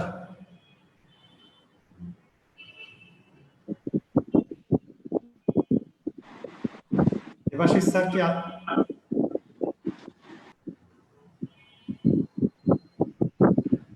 আচ্ছা, দেবাশিস স্যার মনে হয় স্ক্রিনের বাইরে আছেন। আমরা প্রশ্নগুলো, দেবাশিস স্যার কি শুনতে পাচ্ছেন? শুনতে পাওয়া যায়, শুনতে পাওয়া যায়। দেবাশিস স্যার এবার শুনতে পাওয়া যাচ্ছে। কাজী আরিফ আহমেদ স্যারের একটা কোশ্চেন ছিল। আচ্ছা, আমি বলতেছি স্যারও, থ্যাংক ইউ স্যার, স্যার তো অনেকগুলো কোশ্চেন। আমি প্রথমে যেটা বলি যে আমরা যখন একটা পেশেন্ট আসে, স্যার বলছে একটা হচ্ছে যে আমরা প্রথমে ইনসুলিন পাম্প ব্যবহার করতে পারি কিনা। আমি বলবো যে ইনসুলিন পাম্প তো অবশ্যই আইডিয়াল। হ্যাঁ, আমরা যদি বলি যে আমরা ডায়াবেটিক ইমার্জেন্সি অথবা any patient having high blood sugar, control হচ্ছে না, সেখানে কিন্তু আমরা যে কোনো সময় ইনসুলিন পাম্প ব্যবহার করতে পারি। তবে যে বিষয়টা খেয়াল রাখতে হবে যে ইনসুলিন পাম্প যখন ব্যবহার করি তখন অনেক সময় আমরা অনেক হাই ডোজে দিয়ে দিই। তা আমরা যখন ডায়াবেটিক ইমার্জেন্সি ছাড়া কোনো সময় যখন ইনসুলিন পাম্পটাকে ব্যবহার করি, তা usually 2 to 3 unit per hour, sorry হ্যাঁ 2 to 3 ইউনিট পার আওয়ার, এর বেশি কিন্তু আমরা ইউজুয়ালি ইনিশিয়ালি স্টার্ট করি না। হ্যাঁ, বাড়তে পারে ডিপেন্ডিং অন দি আমার রেসপন্স, বাট অনেক সময় দেখা যায় আমরা যাই যে হাই ব্লাড সুগার পাইছে হয়তো 6 unit, 6 unit per hour, 8 unit per hour, 10 unit per আওয়ারে আমরা দিয়ে দিচ্ছি। কিন্তু যখন এরকম হাই ব্লাড সুগার থাকবে, patient having no emergency like diabetic ketoacidosis অথবা হাইপারগ্লাইসেমিক হাইপারঅসমোলার স্টেট, সেসব ক্ষেত্রে কিন্তু আমরা শুরু করব যে 2 to 3 ইউনিট পার আওয়ার। এই বিষয়গুলো ইনসুলিন পাম্প দিলে তো অবশ্যই ভালো হবে। তার প্রশ্ন করছেন যে গ্লুকোকর্টিকয়েড, আমরা জানি স্যার মডারেট টু সিভিয়ার কোভিডে আমরা শুধু গ্লুকোকর্টিকয়েড ব্যবহার করতেছি বা রিকমেন্ডেশন আছে। এখন যেটা হচ্ছে আমরা জানি গ্লুকোকর্টিকয়েড কিভাবে ডায়াবেটিস করে, mainly by producing insulin resistance. তা আমাদের যদি কোভিড রোগীগুলো খারাপ হওয়ার মেন পদ্ধতি কি, সাধারণত রেসপিরেটরি ডিস্ট্রেস হয়ে পেশেন্টগুলো মারা যাচ্ছে। তা আমার ইনসুলিন রেজিস্ট্যান্স কমানোর জন্য একটা মাত্র ওষুধ বাজারে এখন আপাতত অ্যাভেলেবেল, সেটা হচ্ছে যে অনলি ম্যাটফর্মিন। তা এই পেশেন্ট যেহেতু হাইপোক্সিক বেশি হচ্ছে, হাইপোক্সিক কন্ডিশনে ম্যাটফর্মিন ইজ কন্ট্রাইন্ডিকেটেড। তা আমরা মনে করি যে এই সাময়িক সময়টুকু ম্যাটফর্মিন অমিট রেখে যদি পসিবল হয় ইনসুলিন ডোজটাকে বাড়াই কন্ট্রোল করার চেষ্টা করব, নট উইথ ম্যাটফর্মিন।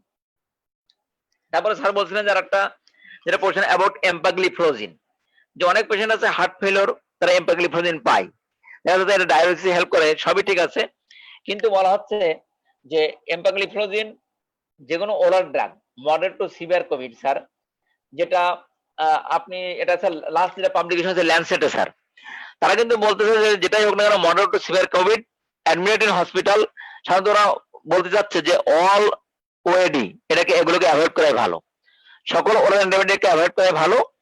যদি ওরা বলছে যে ডিপিপি4 কে কন্টিনিউ করা যাবে, শুধু ডিপিপি4 ইনহিবিটর যেটা আছে এটাকে কন্টিনিউ করা যাবে, বাকি সকল ওরাল ড্রাগকে কিন্তু ওরা ডিসকারেজ করেছে যে অমিট করে ইনসুলিনে সুইচ করার জন্য। আমার ছাড়া আরো মনে কিছু কোশ্চেন ছিল, যদি আমি মনে ভুলে গেছি। আমি একটা প্রশ্ন করতে চাই। দেবাশিস স্যার, হ্যাঁ দেবাশিস স্যার শুনতে পাচ্ছেন আমাকে? হ্যাঁ শুনতে পাচ্ছি। আমি স্কট থেকে বলছি, আমি হোস্ট। স্যারের কোশ্চেন ছিল স্টেরয়েড দেওয়া যাবে কিনা কোভিড পেশেন্ট। স্টুডেন্ট যে যাবে না, না হ্যাঁ স্টুডেন্ট পাবে, পেশেন্ট তো স্টুডেন্ট তো স্যারের কোশ্চেন ছিল যে আরো স্টেরয়েড অ্যাড করা যাবে কিনা, করলে কিভাবে স্টেরয়েডের ডোজিংটা হবে। কাজী আরিফ আহমেদ স্যারের কোশ্চেন। হ্যাঁ কি স্যার কি বলছিলেন, স্টুডেন্ট অ্যাড করা যাবে কিনা? স্যার কোশ্চেন করেছিলেন না স্টেরয়েডের আমি ব্যাপারে আমার কিছু বলার জন্য। না স্টেরয়েড ডোজের ব্যাপারে দরকার নাই, মানে না, না, হ্যাঁ। স্টেরয়েড দেওয়ার সময় দেখা গেল যে আমরা স্টেরয়েড ধরেন 7 দিন দিচ্ছি, কিন্তু ব্লাড হ্যাঁ। সুগার কোনো মতেই কন্ট্রোল হচ্ছে না, হ্যাঁ। ইনসুলিন আমরা দিচ্ছি। আমি বুঝতে পারছি স্যার, ওই যে অন্যান্য অন্যান্য আপনি অন্যান্য ওষুধ যোগ করা যাবে কিনা, যেগুলো বিভিন্ন মেকানিজমে কাজ করে, এটা বলতে চাচ্ছিলেন স্যার? হ্যাঁ কিন্তু আমি বললাম স্যার ওটা তো মডারেট টু সিভিয়ার কোভিডে সেটা হচ্ছে স্যার সকল ওরাল ড্রাগকে তারা অ্যাভয়েড করতে বলেছে। যদি এমন হয় স্যার তাহলে আপনি আইডিয়ালি বেজাল ব্লক রেজিমে চলে যাবেন, সুগার মনিটরিং করবেন, ডোজ বাড়াতে থাকবেন। কারণ আমি তো 10 দিন দিব, 10 দিন পরে আমার সুগার তো নর্মালি চলে আসবেই যখন আমি স্টেরয়েডকে উইথড্র করে ফেলবো। আচ্ছা আমি লাস্ট একটা কোশ্চেন বলি, এটা আসলে এই সুযোগ আপনি সামনে পেয়েছি আপনার কাছ থেকে আমার অনেকদিন জানার, মানে এটা 50-50 ইনসুলিন তো আমরা ইউজ কম করি, হ্যাঁ তো স্যার। আপনার কাছ থেকে আমি জানতে চাই, যদিও এই সুযোগে হয়তো এটা অত ঠিক হচ্ছে না, আপনি হ্যাঁ। এটার ইন্ডিকেশন 50-50 যে ইনসুলিন আমরা প্রিমিক্সড ইনসুলিন ইউজ করছি, হ্যাঁ আপনি কোন কোন ক্ষেত্রে সাজেশন আপনার এটাই, যদিও এটা আমার আচ্ছা স্যার, এক্সট্রা বলা হয়েছে। না কোনো সমস্যা নেই স্যার, আপনি যে কোনো কিছু প্রশ্ন করতে পারেন স্যার। সেটা হচ্ছে স্যার আমরা বলি আমরা সাধারণত ইউজ করি, সাধারণত আমরা সবাই কমনলি ইউজ করি 30-70, কমনলি আমরা প্র্যাকটিস ইউজ করি 30-70। এখন যেটা হচ্ছে স্যার দেখেন আমরা বলি যে প্রিমিক্সড ইনসুলিন যদি আমরা দিই তাহলে দেখেন আমরা আমাদের বাঙালিরা আমরা কোন সময় বেশি খাই স্যার? দুপুরবেলা খাই। কিন্তু দেখেন আমরা প্রিমিক্সড ইনসুলিন দিই সকালে এবং রাত্রে, তাই না স্যার? ফলে দেখেন যে আমাদের দুপুরে কিন্তু আমাদের ফাঁকা। সেই জন্য যদিও প্রিমিক্সড ইনসুলিন এটা most convenient for the patient, but it is very difficult for the physicians to control blood sugar. সেই জন্য এবং যদিও এটা কিন্তু ওয়াইল্ডলি হচ্ছে মোস্টলি ইউজ ইনসুলিন রেজিম। তো এখন যেটা প্রশ্ন হচ্ছে স্যার আমার এখানে যে কোনো ইনসুলিন আমরা জানি স্যার, আপনি সবাই জানেন, কিন্তু যারা আমরা জুনিয়র আছে আমাদের জন্য বলতেছি যে 30-70 মানে কি? যে কোনো ইনসুলিনের মিশ্রণে 30-70 হোক, 50-50 হোক, 25-75 হোক, এর অর্থ হচ্ছে যেটা কম আছে ওই মিশ্রণে সেটা হচ্ছে শর্ট অ্যাক্টিং, এবং যেটা বেশি অনুপাত আছে এটা হচ্ছে ইন্টারমিডিয়েট অ্যাক্টিং। তাহলে দেখেন যে পেশেন্টের 30-70 দ্যাট মিনস ও 30% হচ্ছে শর্ট অ্যাক্টিং এবং 70% হচ্ছে ইন্টারমিডিয়েট অ্যাক্টিং। ইন্টারমিডিয়েট অ্যাক্টিং এর কাজ হচ্ছে আমার ফাস্টিং ব্লাড সুগারকে হিট করবে, আর শর্ট অ্যাক্টিং এর কাজ হচ্ছে ও আমার পোস্টনাল ব্লাড সুগারকে হিট করবে। তাহলে আমি যদি কোনো দ্রবণ আমি দেখি যে আমার ফাস্টিং ব্লাড সুগার ভালোই কন্ট্রোল আছে, বাট আমার প্রান্ডাল ব্লাড সুগারকে আমি কন্ট্রোল করতে পারতেছি না, আমার খাওয়ার পরে ব্লাড সুগার বারবার বেশি শো করতেছে, সেক্ষেত্রে আমার পেশেন্ট দুবারের বেশি ইনসুলিন নেবে না, বা দেখা যাচ্ছে পেশেন্ট গ্রামের পেশেন্ট দুবারের বেশি নিতে পারবেও না।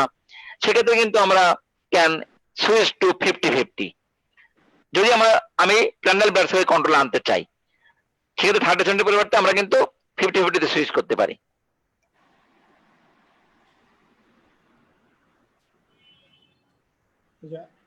আমি একটু প্রশ্ন করতে চাই একটা ছোট্ট।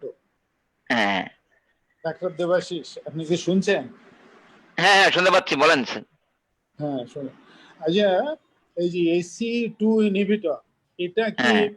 ভাইরাল রিপ্লিকেশনে মানে প্রিভেন্ট করে?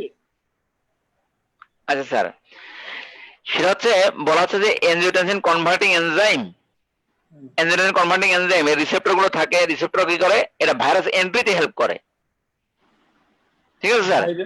ভাইরাল এন্ট্রি মানে আমার বডিতে এন্ট্রি করবে, যে রিসেপ্টর বাইন্ড করে ভাইরাস আমার শরীরে ঢুকবে, এটাতে সে হেল্প করে। আচ্ছা স্যার আবার এনজিওটেনসিন বলি, আবার এনজিওটেনসিন কনভার্টিং এনজাইম যে রিসেপ্টর আছে ইট acts as anti inflammatory effect আছে, আবার অ্যান্টি ইনফ্ল্যামেটরি ইফেক্ট। তার মানে কি আমার বডিতে সাইটোকাইন সিনড্রোম গুলো হচ্ছে ভাইরাস ঢুকেছে, ইনফ্লামেশনের কারণেই তো হচ্ছে। এমন যদি হয় যে আপনার আমি ভাইরাস এন্ট্রি করতে দিব না, এই জন্য আমি এসি ইনহিবিটর, আমি যদি angiotensin converting enzyme inhibitor use করি, তাহলে ভাইরাসের এন্ট্রি কম হবে, বাট আপনার ইনফ্লামেশন অনেক বেড়ে যেতে পারে। আচ্ছা আর যদি সেই জন্য স্যার বলা হচ্ছে যে ভাইরাল এটিপি বন্ধ করি তাহলে তো মানে কোভিড ইনফেকশনটা প্রিভেন্ট করবে, তাই করবে না? না এখন স্যার যদি আমি এটা বলি স্যার যে আপনি দেখার বলতে পারবেন না যে আমার এন্ট্রি হবেই না, যদি এন্ট্রি হয় তাহলে কিন্তু আপনার ইনফরমেশন অনেক বেড়ে যাবে।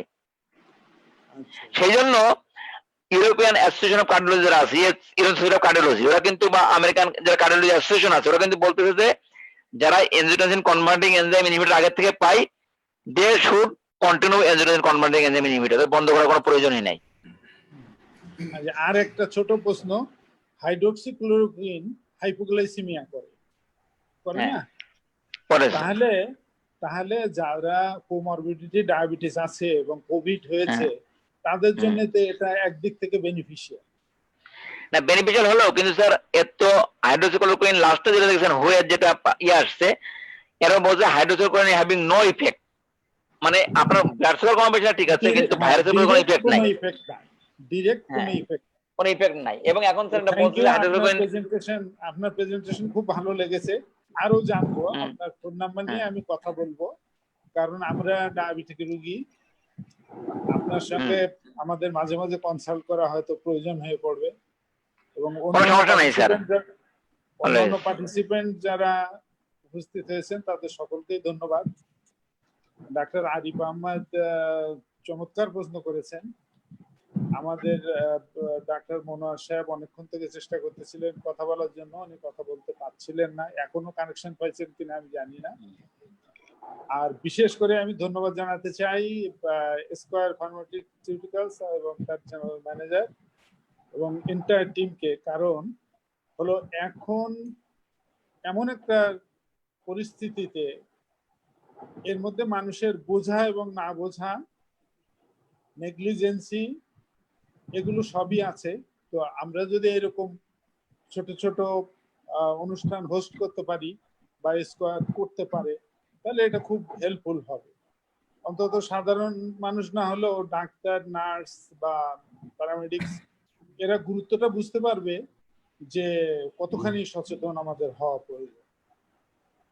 তো সকলকে অনেক ধন্যবাদ, অনেক অনেক ধন্যবাদ। স্কয়ার কোম্পানি হোস্ট করে সেজন্য ধন্যবাদ, যারা পার্টিসিপেট করেছে, স্পেশালি আমাদের সুন্দর স্পিকার চমৎকার বলেছে, এজন্য তাকে আমি আমাদের পক্ষ থেকে ধন্যবাদ জানাচ্ছি।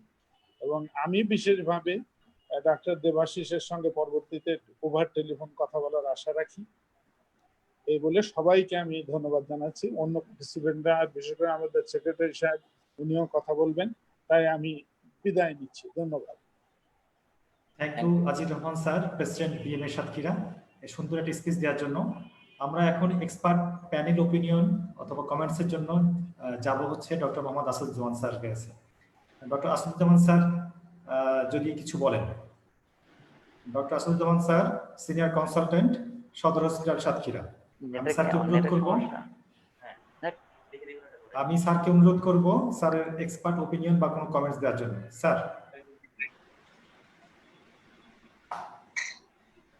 আসাদুজ্জামান স্যার কি শুনতে পাচ্ছেন আমাকে? আমার মোবাইল নেট দিয়েছি, মোবাইল নিয়ে চলছে সবাই। ডক্টর আসাদুজ্জামান স্যার দাও এরকম স্লাইড দেখাইলেন, ওই স্লাইড দেখা যাচ্ছে স্যার ওই মোবাইলে।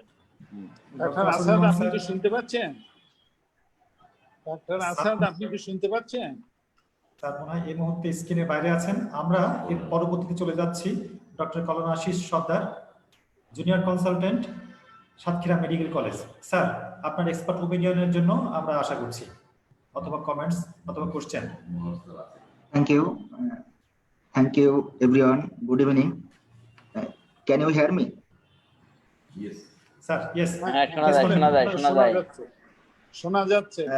Good evening everybody, and it was a fantastic presentation, nicely delivered by knowledgeable endocrinologist or endocrinologist of Khulna Medical College, Dr. Debashish Kumar Ghosh. I think we all learned a lot from this presentation, and he has left nothing to say. He has covered all the things very nicely. But this is global pandemic. COVID-19 is very much dangerous, and we are worried about that. তো আমরা বলবো যে আসলে diabetes patient যারা, যে তারা তো risky people, complication হওয়ার চান্স তাদের বেশি। So prevention is better than cure. সুতরাং ডায়াবেটিক পিপলদের আমি প্রথমে বলবো যে সচেতন হওয়া, তারা যেন যতদূর সম্ভব not to get the infection. এভাবে তারা চলতে পারে, যে সামাজিক দূরত্ব বজায় রাখা বা যে কোনো ভাবে তারা নিজেদেরকে সুরক্ষিত রাখতে পারে, সেটাই আমার পরামর্শ থাকবে। কারণ ইনফেকশন হয়ে গেলে আমরা জানি যে আসলে কোভিড এমন একটা ডিজিজ যেটা কিন্তু আনপ্রেডিক্টেবল কোর্স। 90 বছরের একটা মানুষ ভালো হয়ে যাচ্ছে, আবার 18 বছরের একটা তরুণ মারা যাচ্ছে। সুতরাং টোটালি আনপ্রেডিক্টেবল। আপনি শিওর বলতে পারবেন না যে নোবেল ভাইরাস, আপনি শিওর বলতে পারবেন না যে আপনি তরুণ, কোমরবিড নাই, আপনি ভালো হয়ে যাবেন, এরকম বলার কোনো সুযোগ নাই। সুতরাং ডায়াবেটিক পেশেন্টদেরকে, যারা রিস্কি পিপল, আমি বলবো তাদেরকে সচেতন হওয়া। আর আমরা যেটা জানলাম যে COVID caused diabetes mellitus, a new thing we have learned from his presentation, that COVID-19 may cause destruction of beta cell of pancreas, and it may cause diabetes mellitus of a patient who was undiagnosed before the COVID-19 infection. This is new thing to us, and আমরা আরো জানলাম যে when we should give insulin. স্যারের সাথে আমি যোগ করব, দেবাশিস স্যারের সাথে আমি আরেকটু যেটা বলতে চাচ্ছি যে আমরা জানি যে আসলে যদি একটা পেশেন্ট মাইল্ড সিমটম হয়, মাইল্ড প্রেজেন্টেশন নিয়ে আসছে, there is no comorbid, only fever, malaise, headache, and there is no other pneumonia or no other comorbid condition, সেক্ষেত্রে আমরা সেই পেশেন্ট যে অ্যান্টিডায়াবেটিক পাচ্ছিল আমরা সেটা কন্টিনিউ করব। Mild patient, no other comorbid, no other organ dysfunction, সে যেটা পাচ্ছিল সেটা আমরা কন্টিনিউ করব। But in case of moderate and severe and critical disease, we should switch to insulin from oral antidiabetic drugs. That is the thing, যে আমরা moderate অথবা severe disease পাইলে আমরা ওরাল অ্যান্টিডায়াবেটিক ড্রাগটা সুইচ করে ইনসুলিনে চলে যাব। আমরা তার প্রেজেন্টেশন থেকে জেনেছি যে insulin is the best drug regarding the management of diabetes in COVID-19 patient. সুতরাং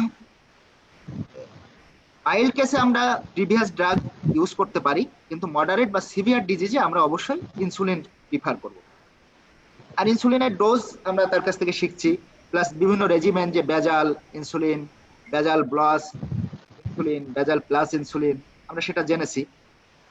আর আরেকটা জিনিস যেটা, যে which antidiabetic drugs should not be use in COVID-19, আমরা তার প্রেজেন্টেশন থেকে জানলাম যে metformin is dangerous drug for COVID-19 patient regarding the management, because যে কোনো হাইপোক্সিক পেশেন্টের আমরা মেটফরমিন দেই না, এবং COVID-19 পেশেন্ট একটা বড় অংশ অক্সিজেন স্যাচুরেশন কমে যায়, সেক্ষেত্রে আমরা মেটফরমিন ইউজ করার ক্ষেত্রে সচেতন হব এবং যতদূর সম্ভব আমরা এটাকে অ্যাভয়েড করার চেষ্টা করব, মেটফরমিন ড্রাগটা।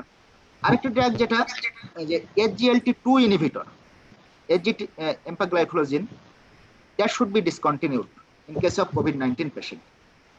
তবে আমরা ইনসুলিন তো বেস্ট ড্রাগ, এবং এর সাথে DPP4 ইনহিবিটর আমরা জানলাম যে দ্যাট শুড বি কন্টিনিউড, এবং এই DPP4 ইনহিবিটরের তেমন কোনো সাইড ইফেক্ট বা আমরা খারাপ কিছু দেখতেছি। সুতরাং DPP4 ইনহিবিটর আমরা ইউজ করতে পারি, linagliptin, saxagliptin, vildagliptin, that can be continued in case of COVID-19।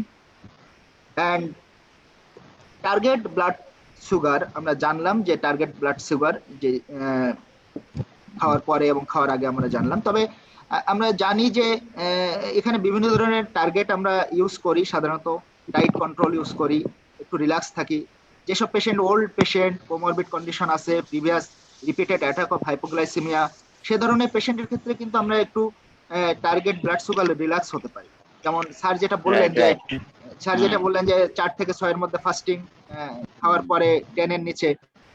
কিন্তু যদি পেশেন্ট ওল্ড পেশেন্ট, তার ওরাল ইনটেক ভালো নাই, previous history of recurrent hypoglycaemia, সেক্ষেত্রে কিন্তু আমরা টার্গেট একটু লো টার্গেট বলি বা লো কন্ট্রোল বলি, বা একটু রিল্যাক্স হতে পারি, রিল্যাক্সেশন হতে পারি। যেমন আমরা সেক্ষেত্রে হয়তো খাওয়ার আগে একটু রিল্যাক্স হয়ে আমরা 8 থেকে 10 বা খাওয়ার পরে 10 থেকে 12 এরকম টার্গেটও ইউজ করতে পারি, depends on patients clinical condition and depends on comorbid condition of the patient.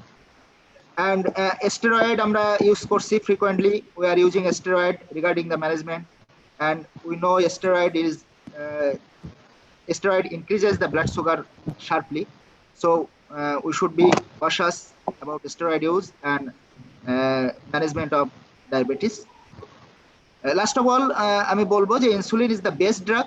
আমরা এই প্রেজেন্টেশন থেকে একটা জিনিস আমরা অন্তত এরকম মেসেজ যদি নেই, insulin is the best drug, metformin, SGLT2 should be avoided, DPP4 inhibitor can be continued.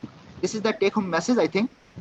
And thank you all for giving me the floor to say something in front of this learned person. Thank you all. Thanks.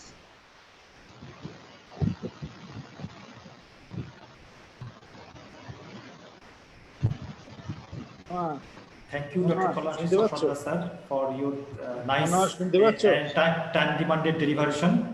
Basically, স্যারের এই বক্তব্য এই প্রেজেন্টেশনটাকে আরো বেশি সমন্বিত করেছে। আমরা এখন আমাদের রেসপেক্টেড ডক্টর মোহাম্মদ মনোয়ার হোসেন স্যারের কাছে যাব। স্যার কি আমাকে শুনতে পাচ্ছেন? স্যার আপনাকে দেখা যাচ্ছে? স্যার আপনাকে দেখা যাচ্ছে স্যার? স্যার আপনি এবারে কিছু বলেন স্যার। স্যার আপনাকে দেখা যাচ্ছে স্যার? যাচ্ছে। দেখা যাচ্ছে কোনো, তুমি কথা বলো। স্যার আপনি কথা বলেন। স্যার দেবাশিসকে অসংখ্য ধন্যবাদ। দেবাশিস অত্যন্ত ট্যালেন্ট এবং একাডেমিক একজন সহকর্মী আমার টুর্নামেন্টে লিখিত হয়েছে, অত্যন্ত জনপ্রিয় একজন টিচার, সারাদিন লেখাপড়ার ভিতরেই থাকে। তো আমরা দেবাশিসকে অসংখ্য ধন্যবাদ জানাচ্ছি। আর আমরা আরিফ ভাই আমাদের সাতক্ষীরা মেডিকেল কলেজ মেডিসিন ডিপার্টমেন্টের হেড, উনিও এবং এই কোভিড আরিফ ভাই অবদান সেটা আমরা জেলাবাসী না। তো আমি দুজনকে ধন্যবাদ জানাচ্ছি। আর আমাদের এখানে প্যানেলিস্ট হিসেবে আসাদ ভাই আসছে, আসাদুজ্জামান কি আসছে? আসাদ ভাই কি কারেক্ট হয়েছে? আসাদুজ্জামান, হ্যালো। আসাদ ভাই ছিলেন স্যার, আসাদুজ্জামান স্যার ছিলেন, স্যার বের হয়ে গেছেন। আচ্ছা আচ্ছা, তো আমাদের ভাই আমাদের প্রোগ্রাম ডিজাইন করার দরকার নেই, আমরা মানুষের কাছ থেকে কিছু শুনি। মানুষ কোন মন্ডল?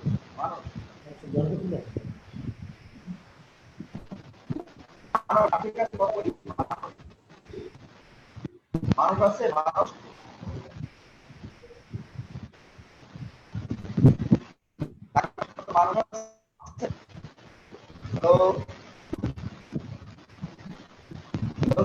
ডক্টর মার্ক আছে?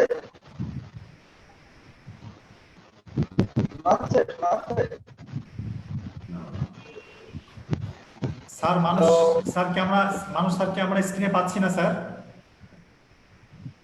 ও মানুষকে পাওয়া যাচ্ছে না। আর সঞ্জয় স্যার, ডাক্তার সঞ্জয় সরকার,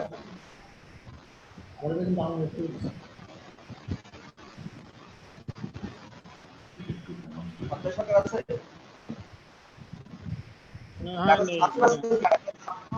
ডাক্তার শামসুর, ডক্টর শামসুর,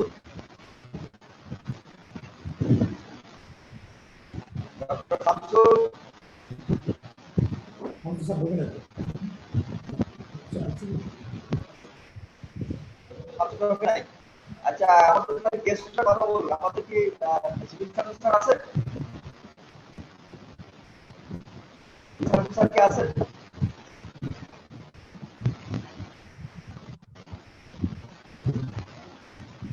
আগে যাচ্ছেন, আমাকে বলছেন নাকি?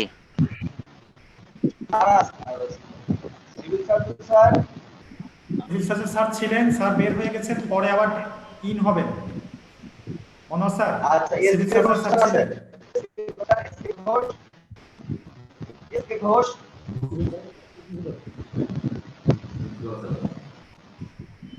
ঘোষ, আছে? SK Ghosh sir? SK Ghosh নেই, লিস্টে নেই স্যার। আচ্ছা রফিকুল স্যার, রফিকুল আমাদের পরিচালক রফিকুল ইসলাম স্যার।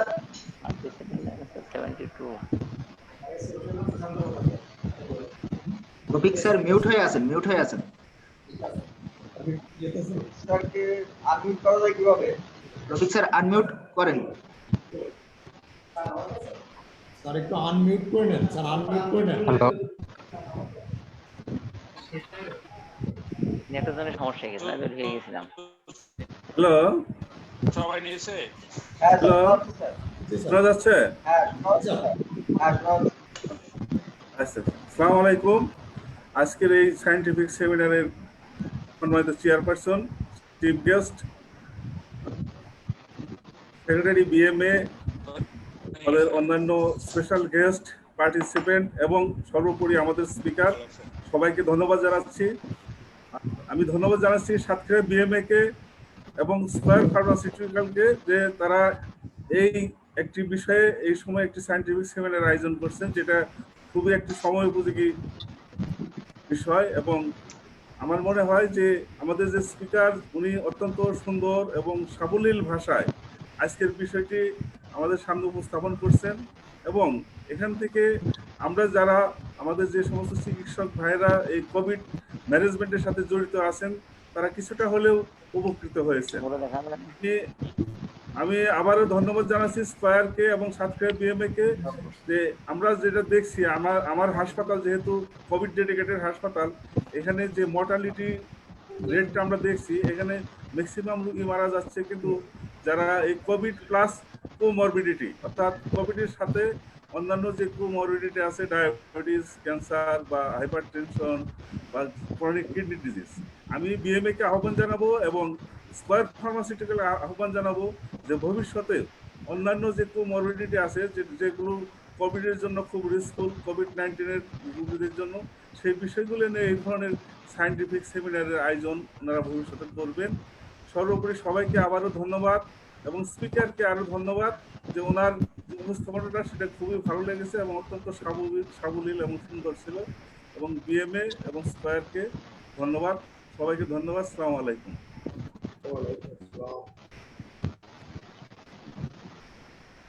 আমাদের জিপিএল আব্দুল স্যারকে আছে, principal Abdul sir. Abdul Rahman sir. Abdul Rahman sir. আসসালামু আলাইকুম।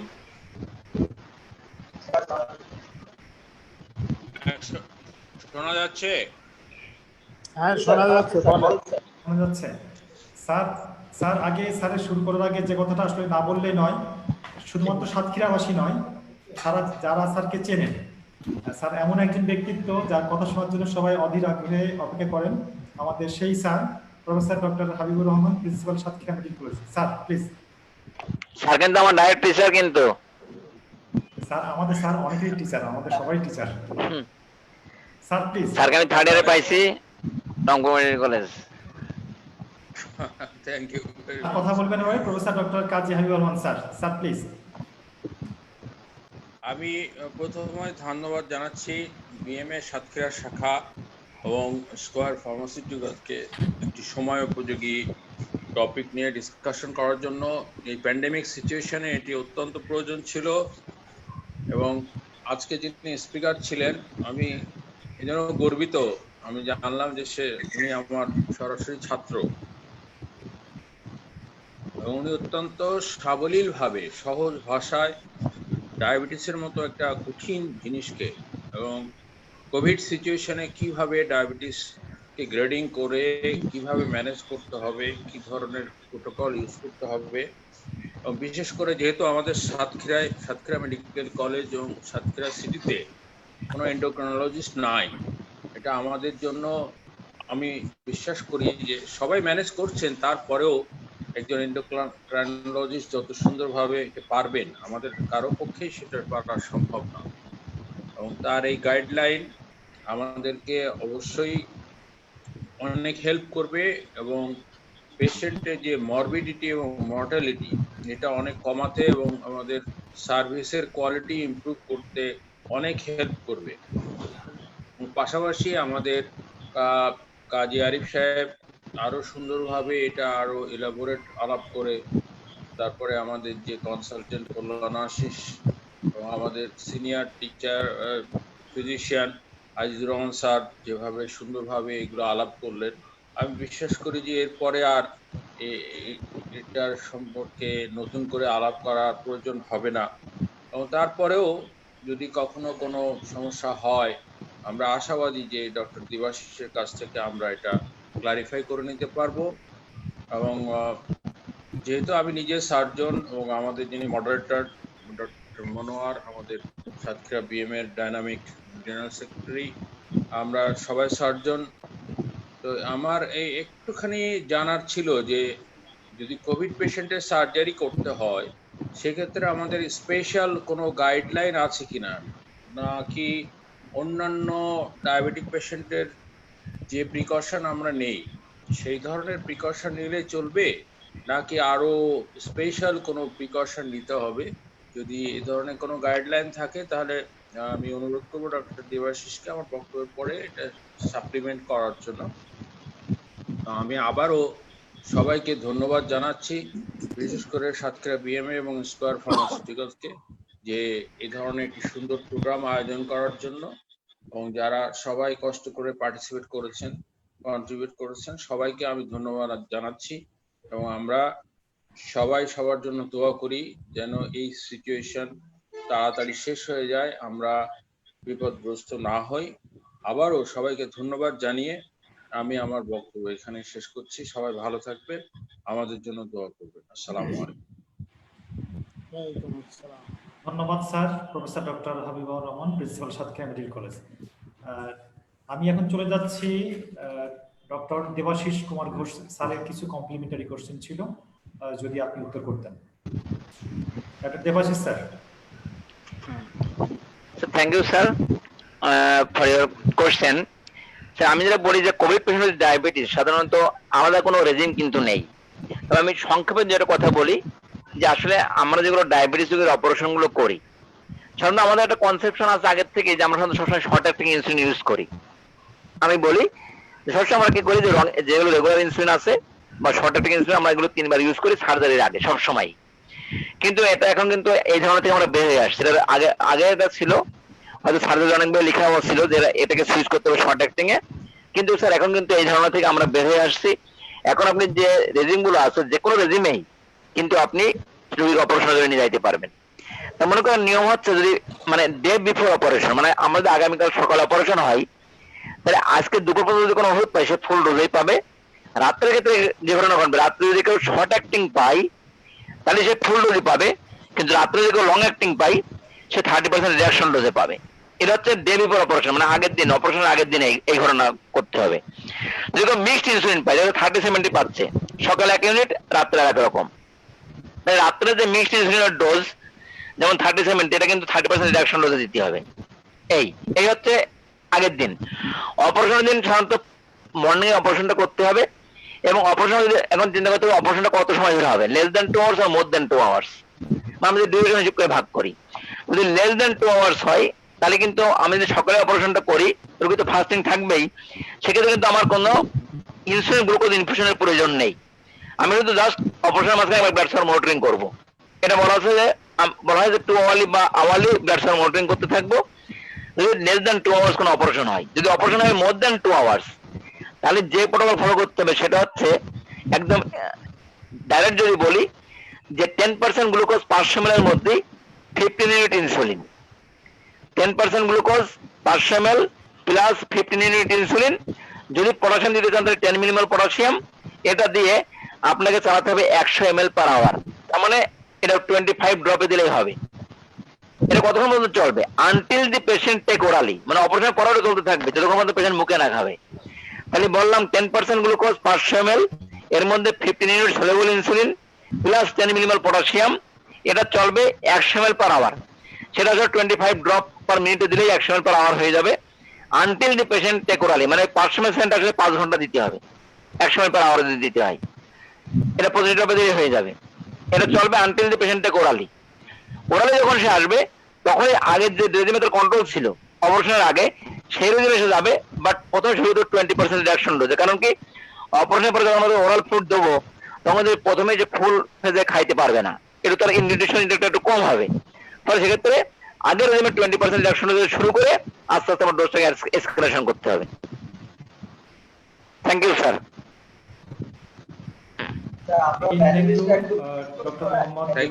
Dr. Debashish Kumar Ghosh for your nice presentation.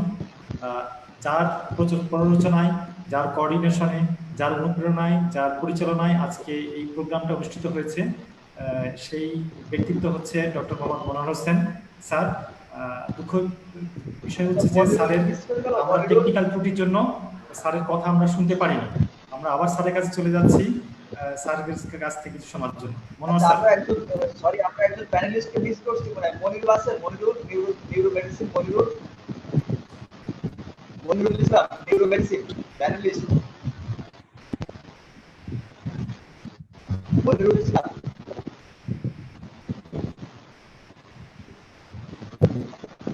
Neuro medicine Monirul.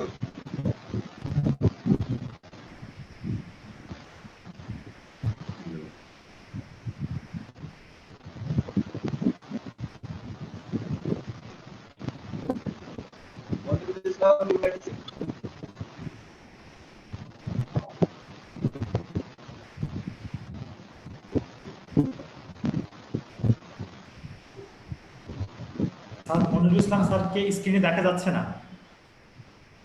আচ্ছা, তাহলে এখন আপনাদের স্কয়ারের যে mister Mahmudur Rahman Bhuiyan, general manager sales, উনি কি আছেন? স্যার আছেন। জি, doctor Mahmudur Rahman Bhuiyan, general manager sales, Square pharmaceuticals limited is with us sir. আচ্ছা আচ্ছা, ওনাকে একটু দেন, ওনাকে Now I am requesting our honorable General Manager Sales, Scar Pharmaceuticals Limited, Mr. Mahmood Rahman Bhuiya, to give his vote of thanks. Sir, Mahmood Rahman Bhuiya, sir. জি, thank you. আমাকে শোনা যাচ্ছে? শোনা যাচ্ছে স্যার। প্রথমে আমি ধন্যবাদ দিতে চাই আজকে চেয়ারপারসন, চিফ গেস্ট, আমাদের যে স্পেশাল গেস্ট ছিলেন প্যানেলিস্ট, সবাইকে এত লম্বা একটা সময় দেওয়ার জন্য, ব্যস্ততার মাঝে আমাদের মডারেটর স্যার উনি সুন্দর সঞ্চালনার জন্য, এবং অবশ্যই সুন্দর প্রেজেন্টেশনের জন্য দেবাশ স্যার ওনাকেও ধন্যবাদ দিতে চাই। তার সাথে বিএমএ সাতক্ষীরাকে একটা বড় ধন্যবাদ পাওয়ার যোগ্য, সময়োপযোগী একটি টপিক খুঁজে নেওয়ার জন্য। কারণ এই সময়ে ডায়াবেটিস এবং কোভিড-19 এত ওতপ্রোতভাবে জড়িত, আমাদের যারা আছেন আজকে, যারা পার্টিসিপেট করেছেন, এবং হাবিব স্যার সুন্দর করে বলছিলেন, স্যারের কথা সবাই আমরা জানি, সম্মানিত স্যার, যে এত সুন্দর একটা টপিক এই সময়ের জন্য। আমাদের কোমরবিড ডায়াবেটিক পেশেন্ট বেশি পাওয়া যাচ্ছে কোভিড এবং সিরিয়াস হচ্ছেন। সো এই টপিকটা বেছে নেওয়ার জন্য আমরা যারা আজকে আছি এবং যারা এই প্রোগ্রাম ছিল, অবশ্যই সবাই এটাতে উপকৃত হবে। স্যার একটা কথা বলেছেন যে অন্যান্য কোমরবিড যে প্রোগ্রামগুলি আছে, যাদের রিলেটেড রোগগুলি আছে, তাদের নিয়েও প্রোগ্রাম করার জন্য অবশ্যই স্যার স্কয়ার আমরা স্যার কমিটমেন্ট করতে চাই, আমরা আছি আপনাদের সাথে স্যার। আমরা যে কোনো ভালোর জন্য, সেই 62 বছর ধরে আমরা আছি, সামনেও থাকবো। আপনারা অবশ্যই আমরা চেষ্টা করবো এই প্রোগ্রামগুলি করার জন্য। এবং আবারও স্যার ধন্যবাদ দিতে চাই স্কয়ারকে সুযোগ দেওয়ার জন্য, এই প্রোগ্রামগুলিকে অ্যারেঞ্জ করার জন্য, এবং আপনাদের সুযোগে সহায়তা দিয়ে স্যার স্কয়ার আজকে একটি বাংলাদেশে ভালো মানের প্রোডাক্ট দিয়ে যাচ্ছে। আপনারা দোয়া করবেন আমাদের জন্য। সবাই এই সিচুয়েশনে সবাই সুস্থ থাকেন, ভালো থাকেন, আমাদের সবাই দোয়া করবেন। এবং আমরা আপনাদের যারা এই ফ্রন্টলাইনে আপনারা ফাইট করে যাচ্ছেন, সবার সুস্থতার কামনা করে আবারও ধন্যবাদ জানাচ্ছি আপনাদের কে স্কয়ারের পক্ষ থেকে। ধন্যবাদ। Thank you. ধন্যবাদ mister Mahmud Rahman Bhuiyan, general GM sales. ধন্যবাদ স্কয়ারকে। আমরা আমাদের অনুষ্ঠানের শেষ পর্যায়ে চলে আসছি। অনেকেই অনেক সময় দিয়ে আজকে এই অনুষ্ঠান দেখেছেন। আশা করি সবাই আমরা একদম অনুষ্ঠানের শেষ পর্যায়ে চলে আসছি। আমরা অনেক রাতে গেছে। আমরা আমাদের অনুষ্ঠানের সম্মানিত সভাপতি, সাতক্ষীরা জেলা বিএনপির সভাপতি আজিজ রহমান স্যারকে আজকে অনুষ্ঠানের সভাপতি বক্তব্য দেওয়ার জন্য আন্তরিকভাবে অনুরোধ জানাচ্ছি। Thank you Monowar. অ্যাকচুয়ালি সমাপনী বক্তব্য আগেই মনে হয় দেওয়া হয়ে গেছে, তবু আমি আবার রিপিট করি। আমি এই অনুষ্ঠানের যে যিনি স্পিকার, ওনার সুন্দর প্রেজেন্টেশন, এবং আমি ওনার কাছে অনেক জ্ঞান পেয়েছি। তবে সার্জারির আগে যে কথাগুলো উনি বলছেন, প্রপোর্শন, এটা তুমি মনে রাখবা, কারণ ওটা আমি করতে পারিনি। এবং আমাদের ডাক্তার আরিফ সাহেব, ডাক্তার হাবিবুর রহমান সাহেব, আমাদের তত্ত্বাবধায়ক সাহেব, সিভিল সার্জন সাহেব চলে গেছেন, হয়তো তার ব্যস্ততা ছিল, কল্যাণাশিস এবং অন্যান্য যারা আমাদের সঙ্গে পার্টিসিপেট করেছেন, কষ্ট করে তাদের সময় ব্যয় করে সকলকে আমি ধন্যবাদ জানাতে চাই। আর স্কয়ার ফার্মাসিউটিক্যালস, তারা তো আমাদের দেশে টপ 10-এর একজন, তারা বিভিন্ন ফিল্ডে জনসেবামূলক কাজ করে যাচ্ছেন। এই ধরনের একটা অনুষ্ঠান সময় উপযোগী, এটা করার জন্য তাদেরকে অশেষ ধন্যবাদ, বিশেষ করে ওনাদের জেনারেল ম্যানেজার এবং এন্টায়ার টিমকে আমি ধন্যবাদ জানাতে চাই। এবং আশা করব, হাবিবুর রহমান সাহেব বলেছেন যে এই ধরনের প্রোগ্রাম আরো বেশি হওয়া দরকার সচেতনতা বৃদ্ধি করার জন্য। আর আমরা অ্যাকচুয়ালি এই কোমরবিডিটি কোভিড সময়ে এ সম্পর্কেও আমি বিশেষভাবে উপকৃত হয়েছি যে আসলে আমরা মানে ইয়ের মধ্যে ছিলাম, কনফিউশনের মধ্যে ছিলাম, ভয়ের মধ্যে থাকি। সুতরাং এই অনুষ্ঠানটা অর্গানাইজ করেছে বা স্পন্সর করেছে, যাই বলি না কেন, অর্গানাইজ করেছে বিএমএ, কিন্তু সার্বিক সহযোগিতা স্কয়ারকে ধন্যবাদ জানাতে চাই। বিশেষ করে আমাদের ডাইনামিক সেক্রেটারি সাহেব ডক্টর মনোয়ার সাহেব, আমরা বলি আমাদের সবেধন নীলবলি ক্যান্সার বিশেষজ্ঞ। ও অনেক, আমার মনে হয় কয়টা অপারেশন বাদ দিয়ে এসে এখানে পার্টিসিপেট করতেছে আমি জানি না, তো তাকে আমার অশেষ ধন্যবাদ। এই বলে সকল পার্টিসিপেন্টকে আমার অন্তর থেকে ধন্যবাদ জানিয়ে আমি শেষ করছি এবং এই অনুষ্ঠানের সমাপ্তি ঘোষণা করছি। Monowar. Thank you sir, thank you sir, thank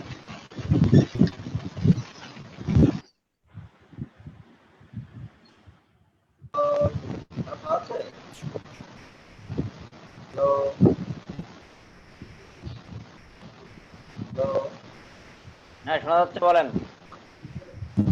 ঠিক আছে, সবাইকে ধন্যবাদ। সভাপতির বক্তব্য পরে আসলে আর কোনো কথা থাকে না। সবাইকে ধন্যবাদ, অসংখ্য ধন্যবাদ। আমরা এখন ওয়েলকাম, সবাইকে ধন্যবাদ। স্কয়ার ফ্যামিলি থেকে সবাইকে অজস্র ধন্যবাদ আমাদের এই প্রোগ্রামে অ্যাটেন্ড করার জন্য। সবাই ভালো থাকেন, সুস্থ থাকেন, নিরাপদে থাকেন, সুস্থ থাকেন, নিরাপদে থাকেন এবং আল্লাহর কাছে আমরা, সৃষ্টিকর্তার কাছে আমরা কামনা করি আপনারা ফ্রন্টলাইন ফাইটার হিসাবে সবাই যেন সুরক্ষিত থাকেন, দীর্ঘ আয়ু কামনা করছি। Good night. আসসালামু আলাইকুম। ওয়ালাইকুম আসসালাম। Thank you. আসসালামু আলাইকুম। ওয়ালাইকুম আসসালাম। নিজেরা একটু সালাম দেবে আর শেষ। সালাম। কি হই? আসসালামু আলাইকুম। এবাসি স্যার, আপনাকে অজস্র ধন্যবাদ। Thank you. Thank you.